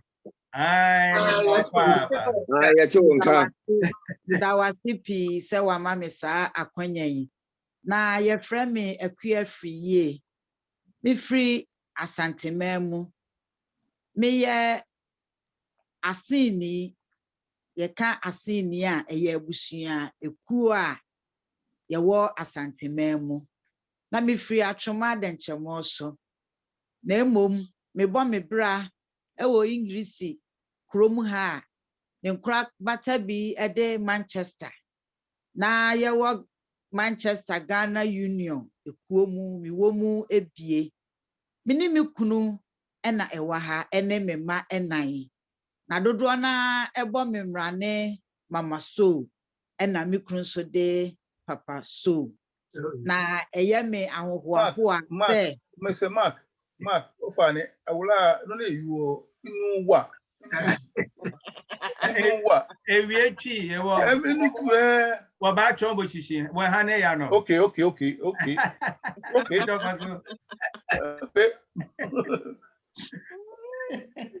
Man ba jokoso. Eya me ahohoaho a se me gina asantefo nyina anamu na me de yabakwasem ama Ghana Union etiefo nyina.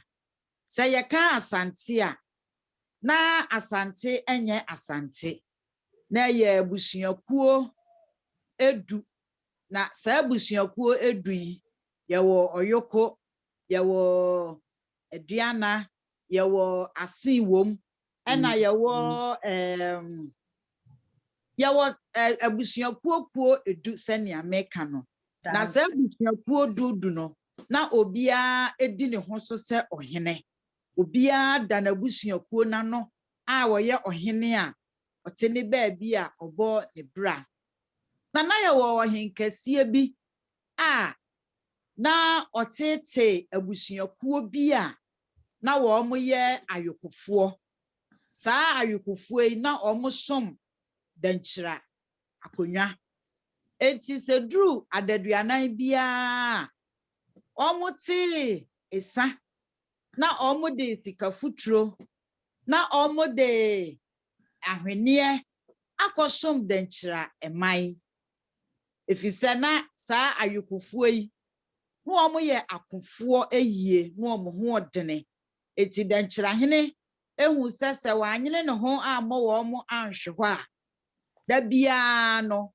daachi bia no omo beba na omo abetu omo so esa eti asantefo yi na edin no enye asante na ya bro ayokofo yi da bia ya bu wo omo no ena dako akuo abusuakuo ne baako eka se empanifo se yetena sidi se da bia ya mabo ayokofo nko a na ye de ye nhwe a dako ne fra ayokofo so a ebeba yenso yeso eti dia na ye be ya ye betumi aboa ye nuanom ama yakon akoyi enu nti ema abusuakuo ni nyina ka bomu baako na pese esa ye kasa mu ni ye ka esa akon eti akon enti esese ye nyina ye ka bomu baako sa abusuakuo du no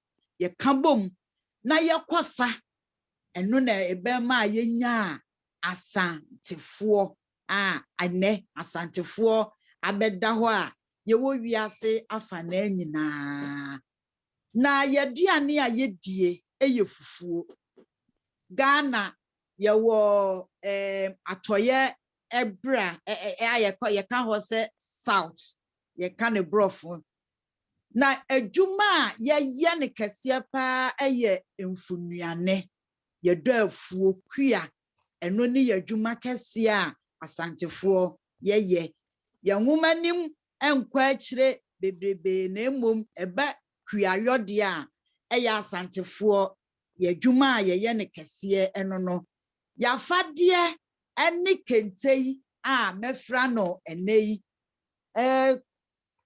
ahomamuni ɛkyerɛ ekua na yɛyɛ no ɛyɛ nnɔbaeɛ na ɛyɛ wɔ ahahamuni bebree wɔ mu a ɛboa yɛn a ɛsa yɛ yareɛ ɛna kɔkɔɔ yi nso yɛwɔ yɛahemfo nan a wɔn de wɔn mogya atwa saa ɛkɔn no so a mmerɛ ɛwɔ mu a bia yɛbɛsɛ de nhyiamu a yɛbɛbooboo ho nyinaa enti kɔkɔɔ yi gyina emogya a yɛ nananom saa ahemfo nan no ɛto hɔ ɛma asanteman na yɛkuro no ɛnam sɛ yɛtu sika kɔkɔɔ ɛwɔ mu nti no ɛno ɛna ma yɛde saa gold yi efira ntoman a ɛyɛ sika kɔkɔɔ enti wo ho sɛ mefira ntoman a ɛyɛ asantefoɔ yafadeɛ ɛno no yamammerɛ ne sɛ wofira dansinkran asantefoɔ kasa mu sɛ ɛdɛ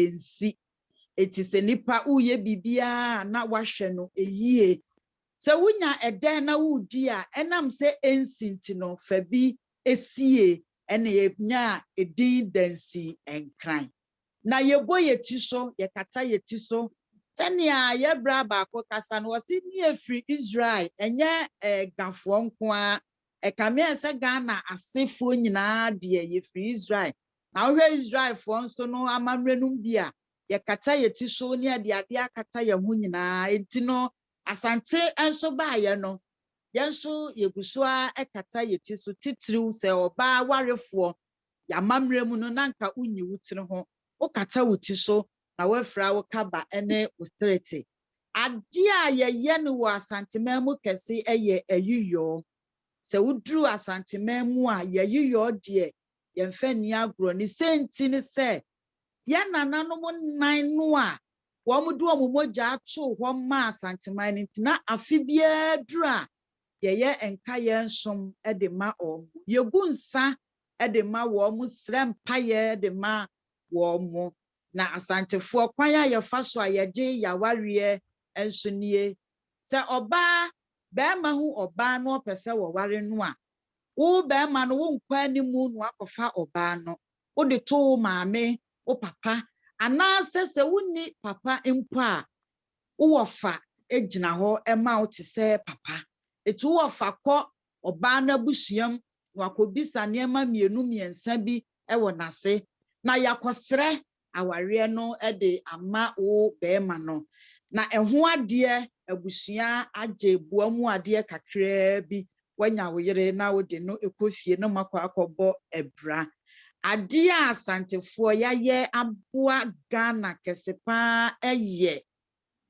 sɛ tɛtɛ kwahye de kookoo ɛbaa Ghana asantefoɔ ɛso mu yɛamfa ɛnni agorɔ yɛdɔ kookoofuo ɛma yɛkasa de yɛn nsa si yɛbo sɛ Ghana yɛka ɔmo a ɔmo kookoo ɛkɔ animu ɛwɔ wiaseman nyinaa Ghana ɛka ho ne nyinaa yɛ asantefoɔ ɛna yɛyere yɛn ho ɛdɔ kookoo ne yie sɛ wokɔ sɛ hwima mu koraa na asantefoɔ wɔ mfuo bebrebe ɛwɔ hɔ a yɛdɔ kookoo afuo no yie yɛti ɛsa yɛyie yɛsan nya sika ɛwɔ asase ase a ɛyɛ sika kɔkɔɔ saa sika yi asantefoɔ enya yɛn nko ayɛ amfa ankɛntɛn so ankasɛ yɛnya ɛno nti no yɛdi daabi yɛboa ɛma yɛ sika kɔkɔɔ no ɛne ne na nyinaa nso so no yɛde hoahoa yɛn ho sɛ Ghana nso yɛwɔ sika kɔkɔɔ a yɛtu no wɔ asase ase a ɛbɔ yɛn ho ban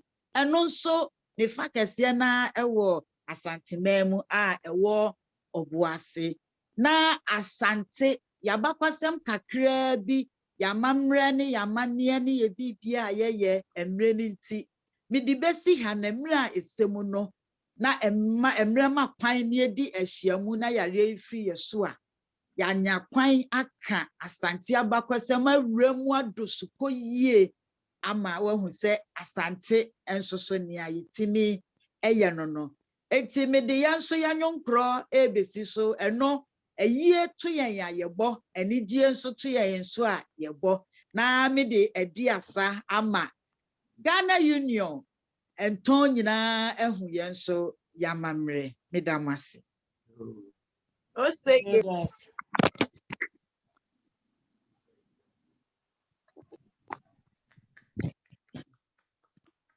Clap for her. You know, clapping. Oh, he's not finished yet. Oh, I see. Okay, okay. Sorry.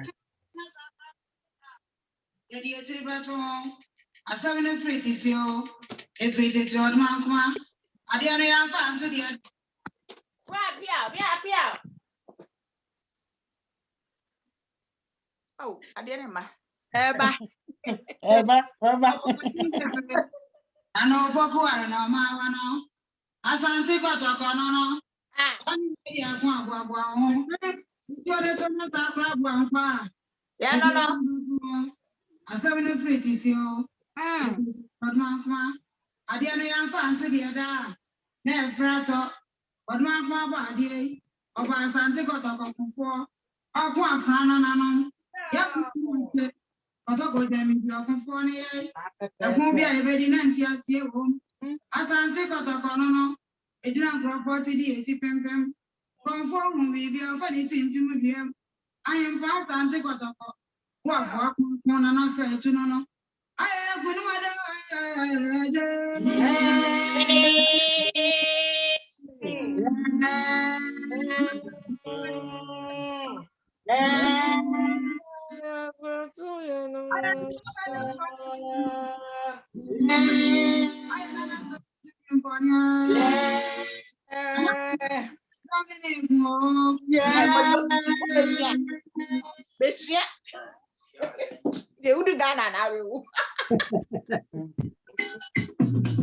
Yeah. Oh, yeah. Yeah.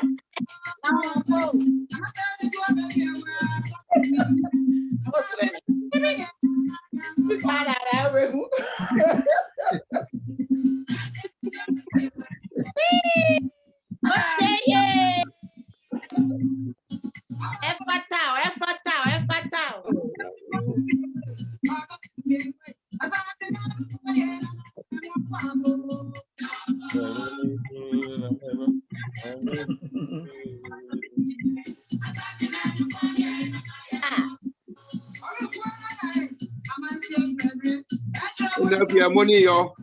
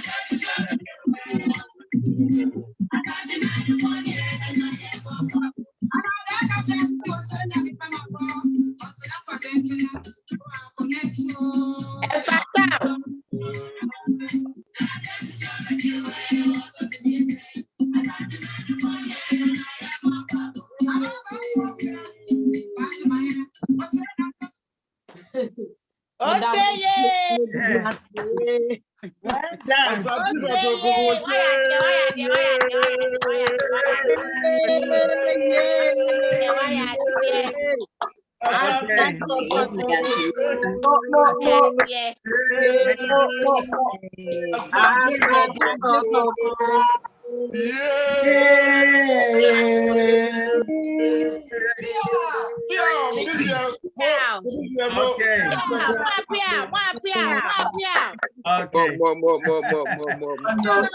All right. Thank you very much. I just want to give a short summary of what the lady have presented for those who couldn't catch some of the things. If you're not familiar with traditional Asante lingo. So her name is Epia Efriye, popularly known as Mama Soul, married to a husband with 4 kids, husband also called Papa Soul popularly. So she started by saying that Asante's got 3 traditional clans: Oyoko, Ediana, Asene. There are about 10 of them, a few. And there was this king, the Denture, who was very powerful and is always demanding homage from these tribes under him. So every 40 days, they go and they give gold and other things as a respect unto them. So it came to a time they decided that while this king is treating them badly, they will come together because of the fighting and the war and become one unit to stand against him. And that is how the Asante became that unit and became what do you call a kingdom. Before they were individuals. So the popular food is the fufu with that is made out of plantain and cassava or cocoyam, and you pound it together. You get your soup, whether palm nut soup or a light soup or ebunebunu, you know, contumely and all those things, and you enjoy that. Then they are predominantly they are farmers, so they farm a lot, and they've got a very popular kente ceremonial cloth that she was wearing or she's wearing, and is very colorful. So the traditional kente is made of green, red, and gold. So the green represents the farming and the herbs which they farm, which is very good for the health of the people. Then the red is the blood of the 4 chiefs. There were 4 chiefs who put their life on the line to get Asante Kingdom to stand. So that red represents the blood of those 4 chiefs that led Asante to freedom. Then the gold is the land. The yellow represents the gold of the land. If you go to Asante region, we've got a place like Obuasi, that's got one of the greatest deposits of gold in the whole wide world, which the Asante falls in that region. And the funeral is something also very popular. They don't joke with that funeral. So when they have funerals, they pour libation for the 7 chiefs that also represent them. And also they have been very, what do you call, prominent in terms of the economy of Ghana because of the gold and the cocoa, which the Tekwashi brought to Ghana as part of their contribution. So that's just a summary of what Auntie Ekria was giving to us. And after that, he gave us a rendition of some of the songs that we use or they use during festivals, funerals, and when the king has got a deba, they play the songs and they dance to it. So he says, at an appropriate time when we meet again after the COVID, she will go deep or delve deeper into other aspects of the Asante tribe that we should know. So thank you very much. Let's give her a round of applause. Again. All right. As we still got time, is Western tribe here? Are they here now? Western region. And then the Fantis. Then Fanti? Do we have Western region? Brown Huffle. West. Okay. East. Do we have East? No, East didn't confirm. Koforia. East didn't confirm. So only those that confirm that were participating. Fanti Western is what we've left now. Fanti and Western.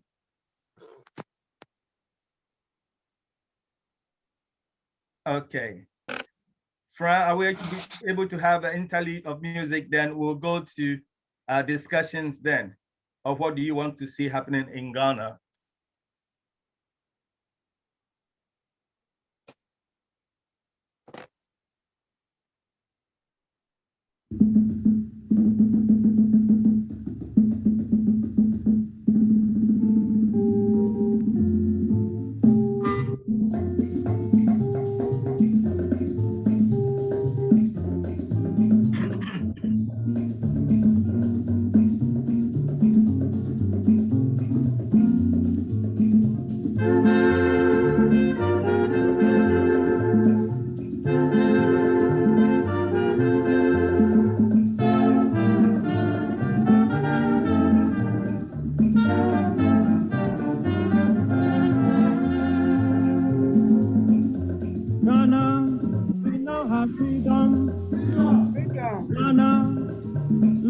freedom, toils of the brave, and the sweat of their labors, toils of the brave, which have brought results.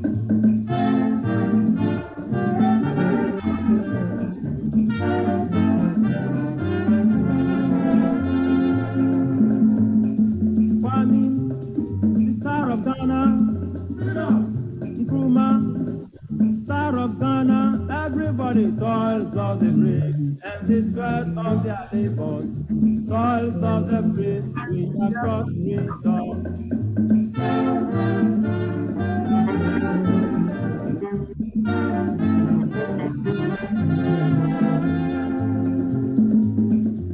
Ghana, we now have freedom. Ghana, land of freedom, everybody toils of the brave, and the sweat of their labor, toils of the brave, which have brought results.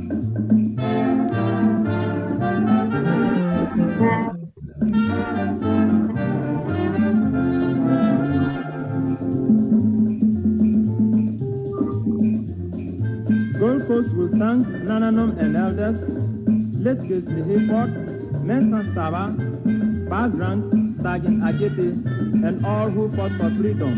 Everybody, toils of the brave, and the sweat of their labors, toils of the brave, which have brought results.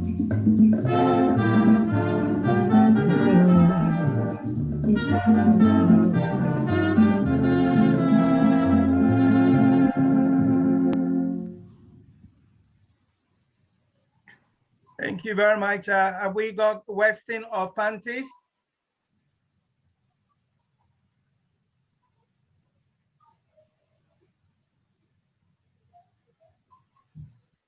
Okay.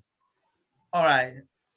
Let's move on. On the next item is a discussion on what we can do for Ghana. But the question is, what do you want to see happening in Ghana? What do you want to see happening in Ghana? 64 years of independence, and so many things that we can do. So many things have been done, but we need to build on more and bring our country to either middle level income or be part of the global powers in terms of economic and wealth.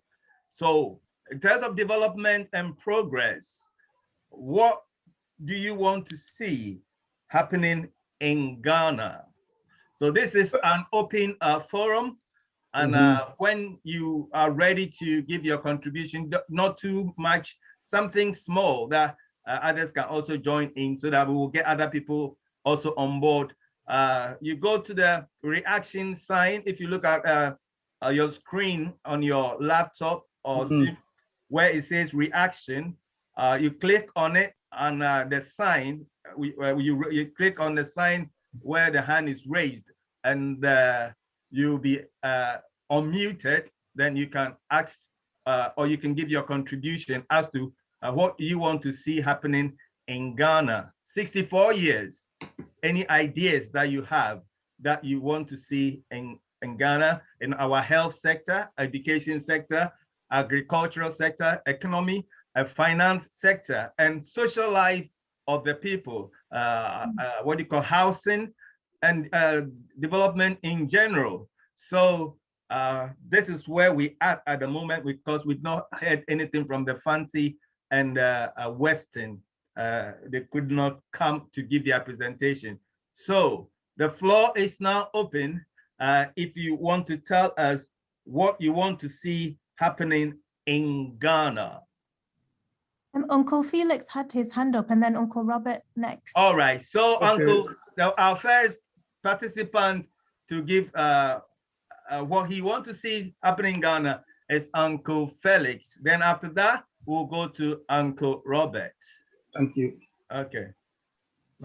Personally, I'll say all that you've just said comes down to one point: poverty being eradicated. We all know that we are endowed with many resources. However, due to corruption and mismanagement, it looks as if we are where we are now.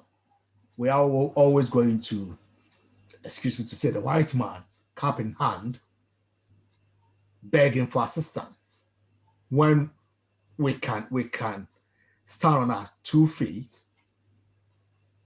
and be self-sufficient. I mean, Rwanda have done it. I wouldn't say maybe they've eradicated poverty. However, there's been great change in that country after genocide. So, I mean, we need a visionary leader who can help us achieve that vision. So personally, I think what I would like to see is poverty being eradicated in Ghana. Okay, thank you very much, Uncle Felix. Anything anybody wants to add before we call Uncle Robert, or some factors that you think you can add to eradicating of poverty in Ghana? He says we're sitting on gold, we're sitting on all these natural resources, but we're still impoverished. So anything, Pastor Bright, is it on the same topic? Are you contributing to Uncle Felix's submission? I can see. No, it's not. All right, then you have to wait after Uncle Robert because. No problem. All right, then. Thank you very much.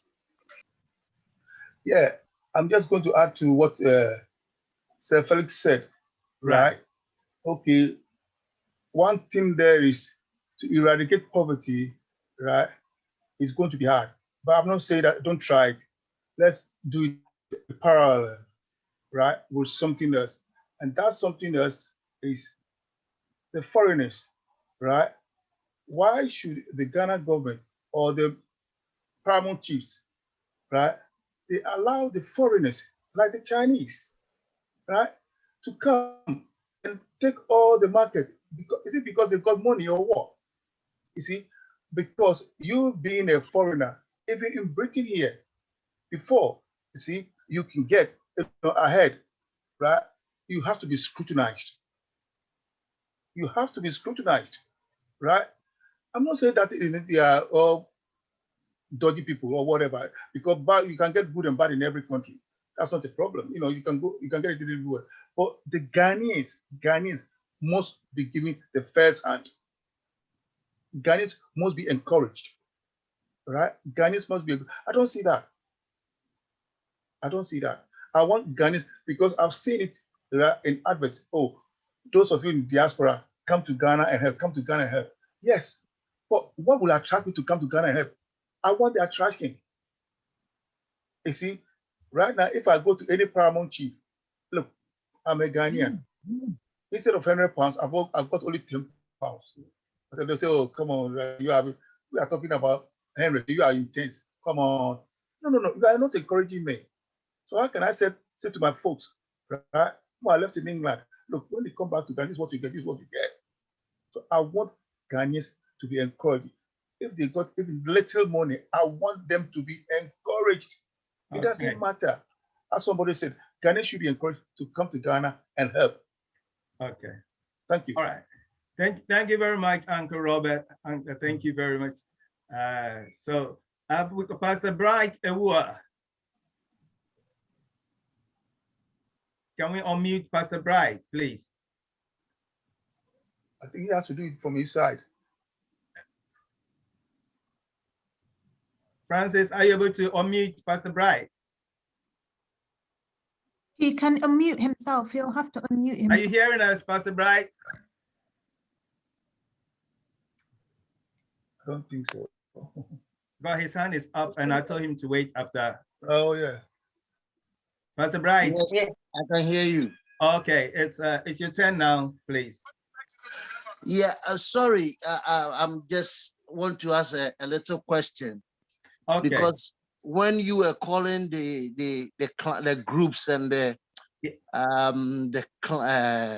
things, I didn't hear you call the Achim people. Yes, what it is, we sent out invites, so it's only the groups that confirmed to do a presentation. We were not calling all the clans in Ghana.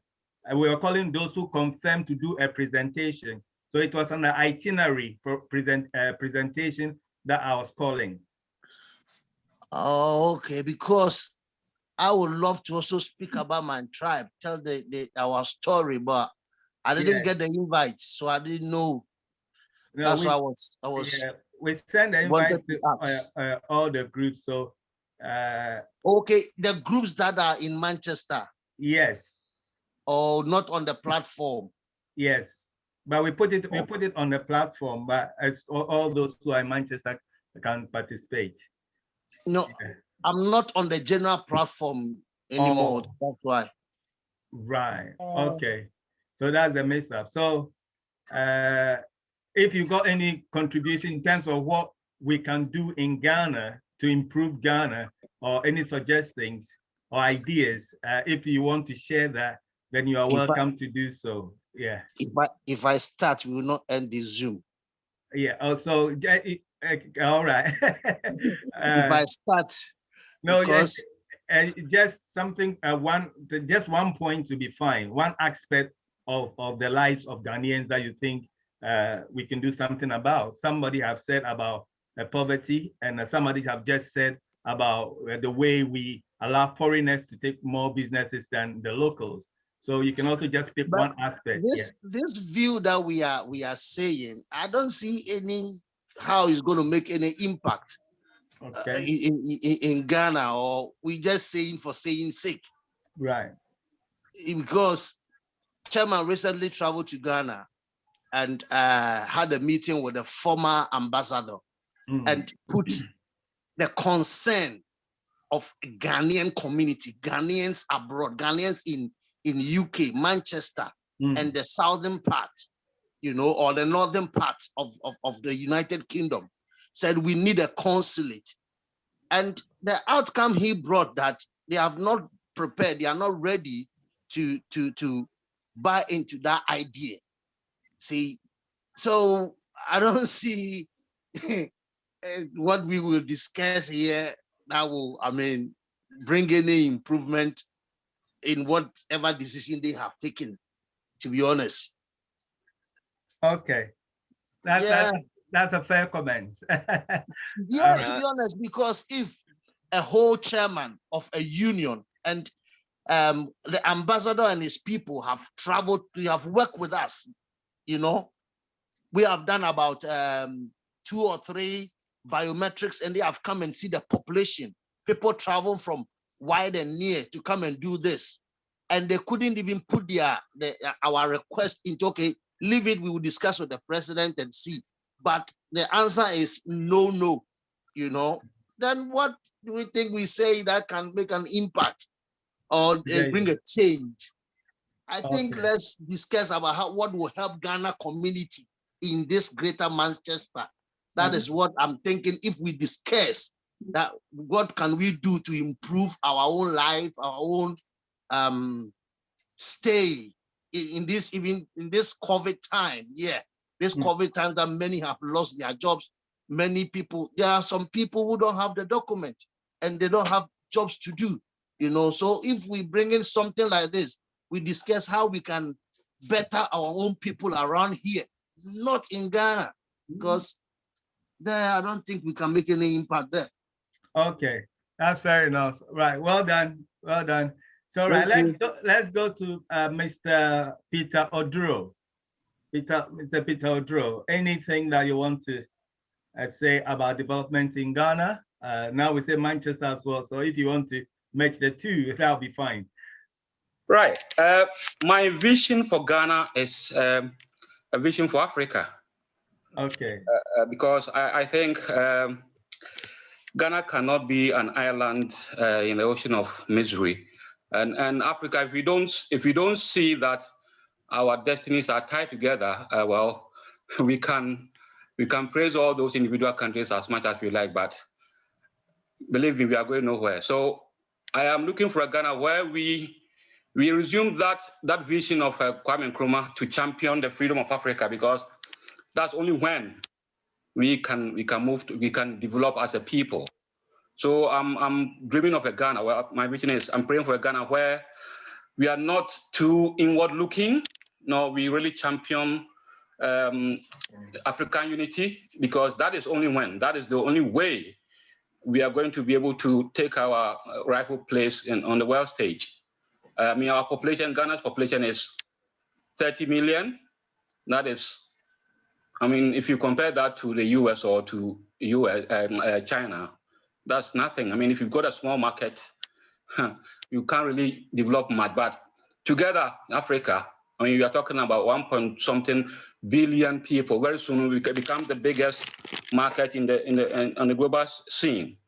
So I am praying that our leaders, it's important to look in, make sure that we are okay home, but we should also be very, very Afrocentric as well. Look to drive that African agenda forward. That is the only way we can make a headway. That's my vision for Ghana and Africa.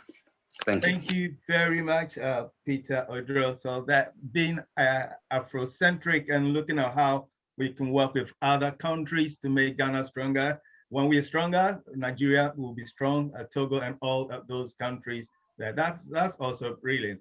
We've got another hand up, but I don't know the name. It comes as a Galaxy phone. There's a hand up. Okay. The Galaxy phone person, are you ready to talk? Otherwise, I'll move on to Ghana, Greater Manchester Vice Chairman. Roger Timothy Minka. I'm Bacho Udin any the free. Indian Nana Kwame Yeboa, Asantima Union in Manchester. Yo, Manque. Yo, any media, Mima, Adolfoni Abusia, Michia, Adobabusia Funa. Joseph. Every same MC, Ebe Dynamic Asani, the Akoputo Casamama, or more Monte Casano. I'm going a minute. Yo, I thought, so sir, I'm sure this man speaks English. If he lives in Manchester, we'll change. Well, but we cannot understand. Well, I'll translate. So, yeah.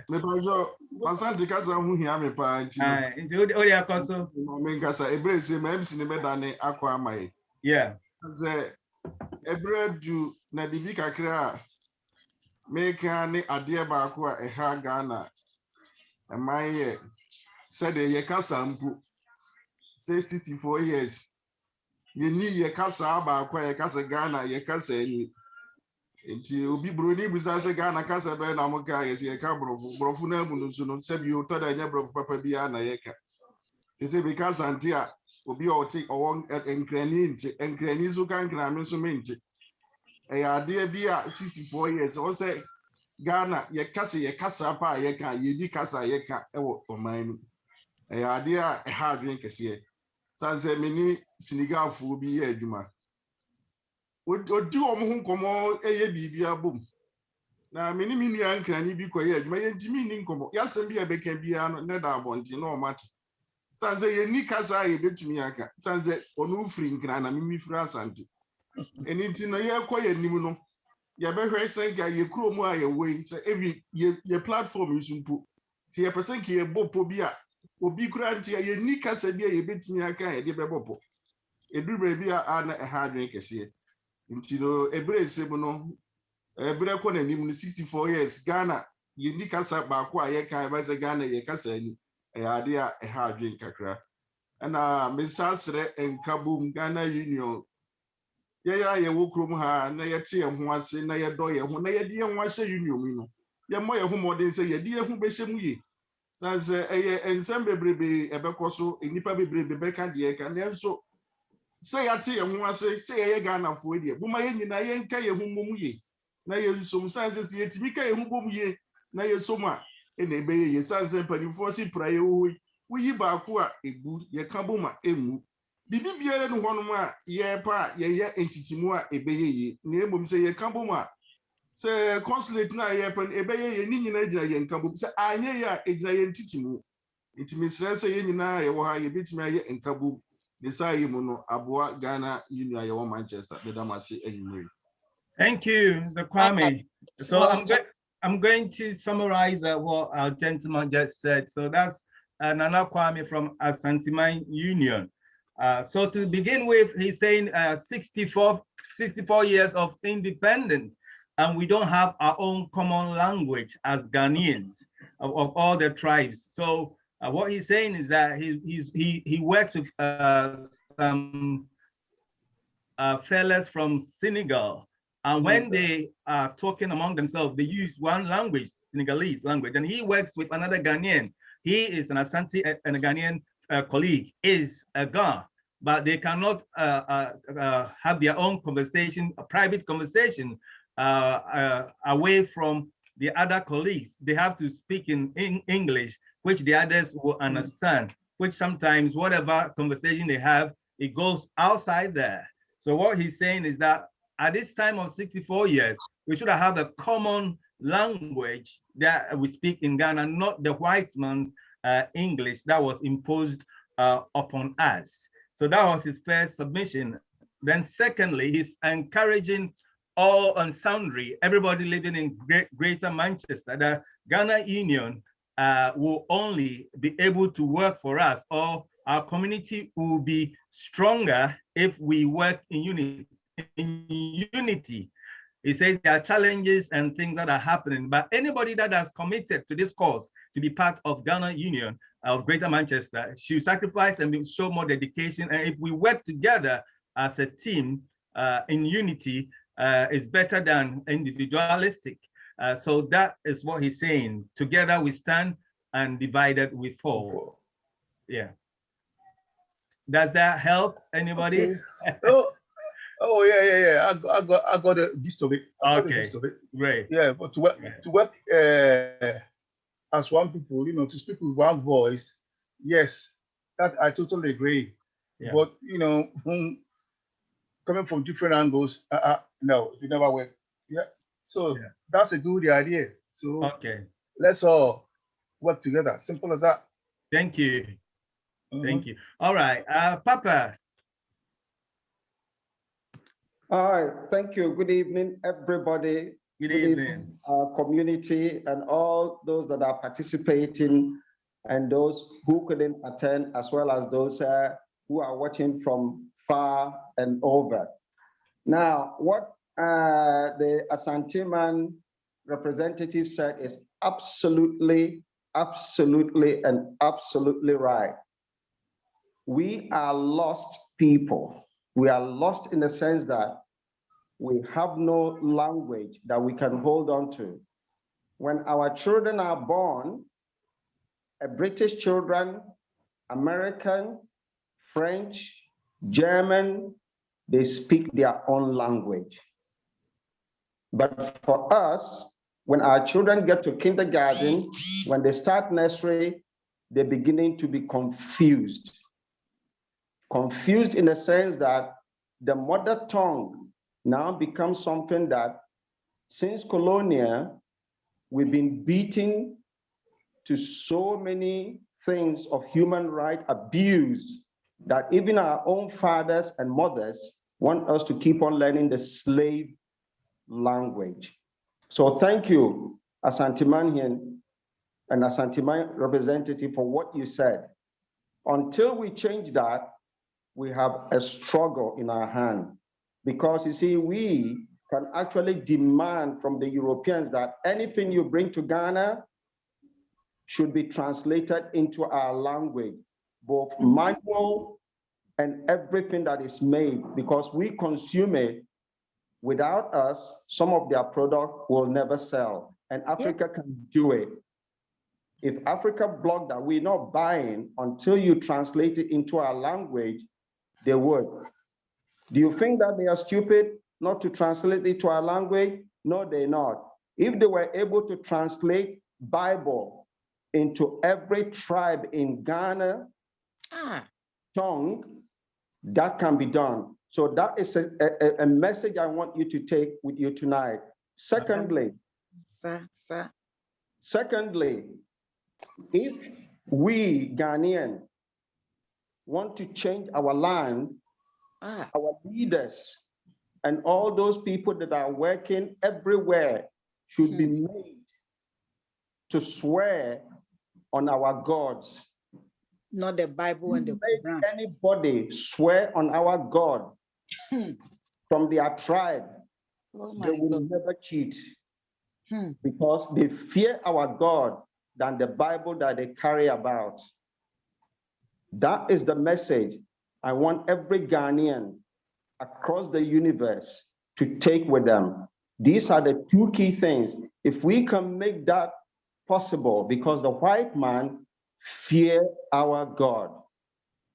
When they're going to farm or they're going to dig anything, they let our people lead way, because they know that if our people don't lead the way and say the rituals, there's no way that they can be successful.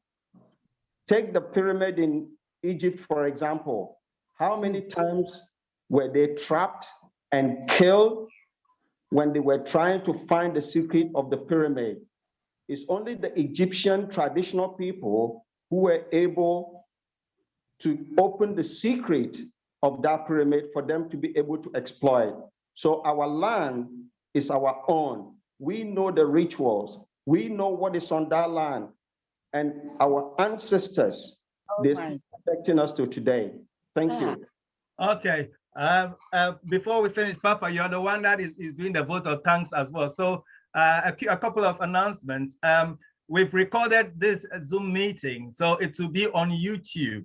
It will be on YouTube. We'll put a link on the platform. But if you search Ghana, Greater Manchester, says Ghana's 64th anniversary on YouTube, to come. So those of you who came to at the tail end, you can still go back and watch it on YouTube. We've got a few minutes, about 6 minutes to 10 o'clock, and I would like Papa to do the vote of thanks. But we can continue this conversation on the platform and get some of these ideas and thoughts going. Yeah, so Papa. Thank you again, Mark, and thank you everybody, including all the tribes that actually came today. For those who couldn't come, we also thank them. I mean, if I start with Wa is a place of miracle. And coming to the Gonja, the national park with the stone that this lady mentioned, amazing. Such amazing that, I mean, there are so many things that all of us as a Ghanaians, we don't know about our tribes and other tribes. So I'm really grateful. God, Dangbe, the same thing. I mean, the history of the Israelites and all that you mentioned is there written, but many of our people don't know this history. And it's something that needs to be in our national curriculum. As a tutor and as a Ghanaian, not only have I taught in Ghana and UK, but I've taught in Nigeria. And I've taught in Japan for 2 years. For a Japanese to invite a Ghanaian to come and educate them, to train them, is unique. We are unique people. We have the brains, probably more than many nations on this earth. We are the children of God. We are the one that we gifted. If you look around you, look at your tribe, look at Africa, look at Ghana as a whole. What we have in mass, 64 years, even before 64 years, can you imagine how much minerals and resources that are being taken from this blessed land? Yet the land keep on giving and giving and giving. As to we speak, there are people still digging minerals and resources from Africa, and that land is like a child that has been given clothing in his wardrobe that doesn't know which one to wear. That's Africa. That's Ghana for us. We are a rich country, and I thank you all, because our history is such that Is it the guy you want to talk about, or the Dagomba, or the Frafra, or the Mosi, or the Ewe, or the Fanti? Which one do you want to talk about? And all these land, all these tribes we mentioned about have got their unique rituals that they do, which put us ahead of any other country on this earth. Putting all African tribes together to come up with their uniqueness, as well as their dance, as well as what they produce to the world to eat. It's great to be African, and it's great to be a Ghanaian. I thank you all, and we, the people of Greater Manchester, the Ghanaian Union of Greater Manchester, and the diaspora, we need to be proud of ourselves and hold our heads very high. And thank you again, and please keep your heads high and be proud of where you come from. Thank you. Thank you, Papa. So that brings that curtain of today's gathering to an end, and all of you who make contributions that have stayed right from the beginning, and those who join us, all your contributions, the technical team, Francisca, and all of you children who gave us your video clips about Ghana, we also thank you. So it's been wonderful working with you, and allow me to be your MC for tonight. Thank you for your cooperation. And what I'll say is God bless you and have a wonderful night. Bye-bye for now. Bye. Good evening. Bye. Bye-bye. Have a nice evening. Bye, everybody. Bye-bye, everybody. Bye. Bye. God Bye. bless you. Bye-bye. Chairman, God bless you. Chairman, God bless you. Amen. Okay. Amen. Yes. God bless everybody.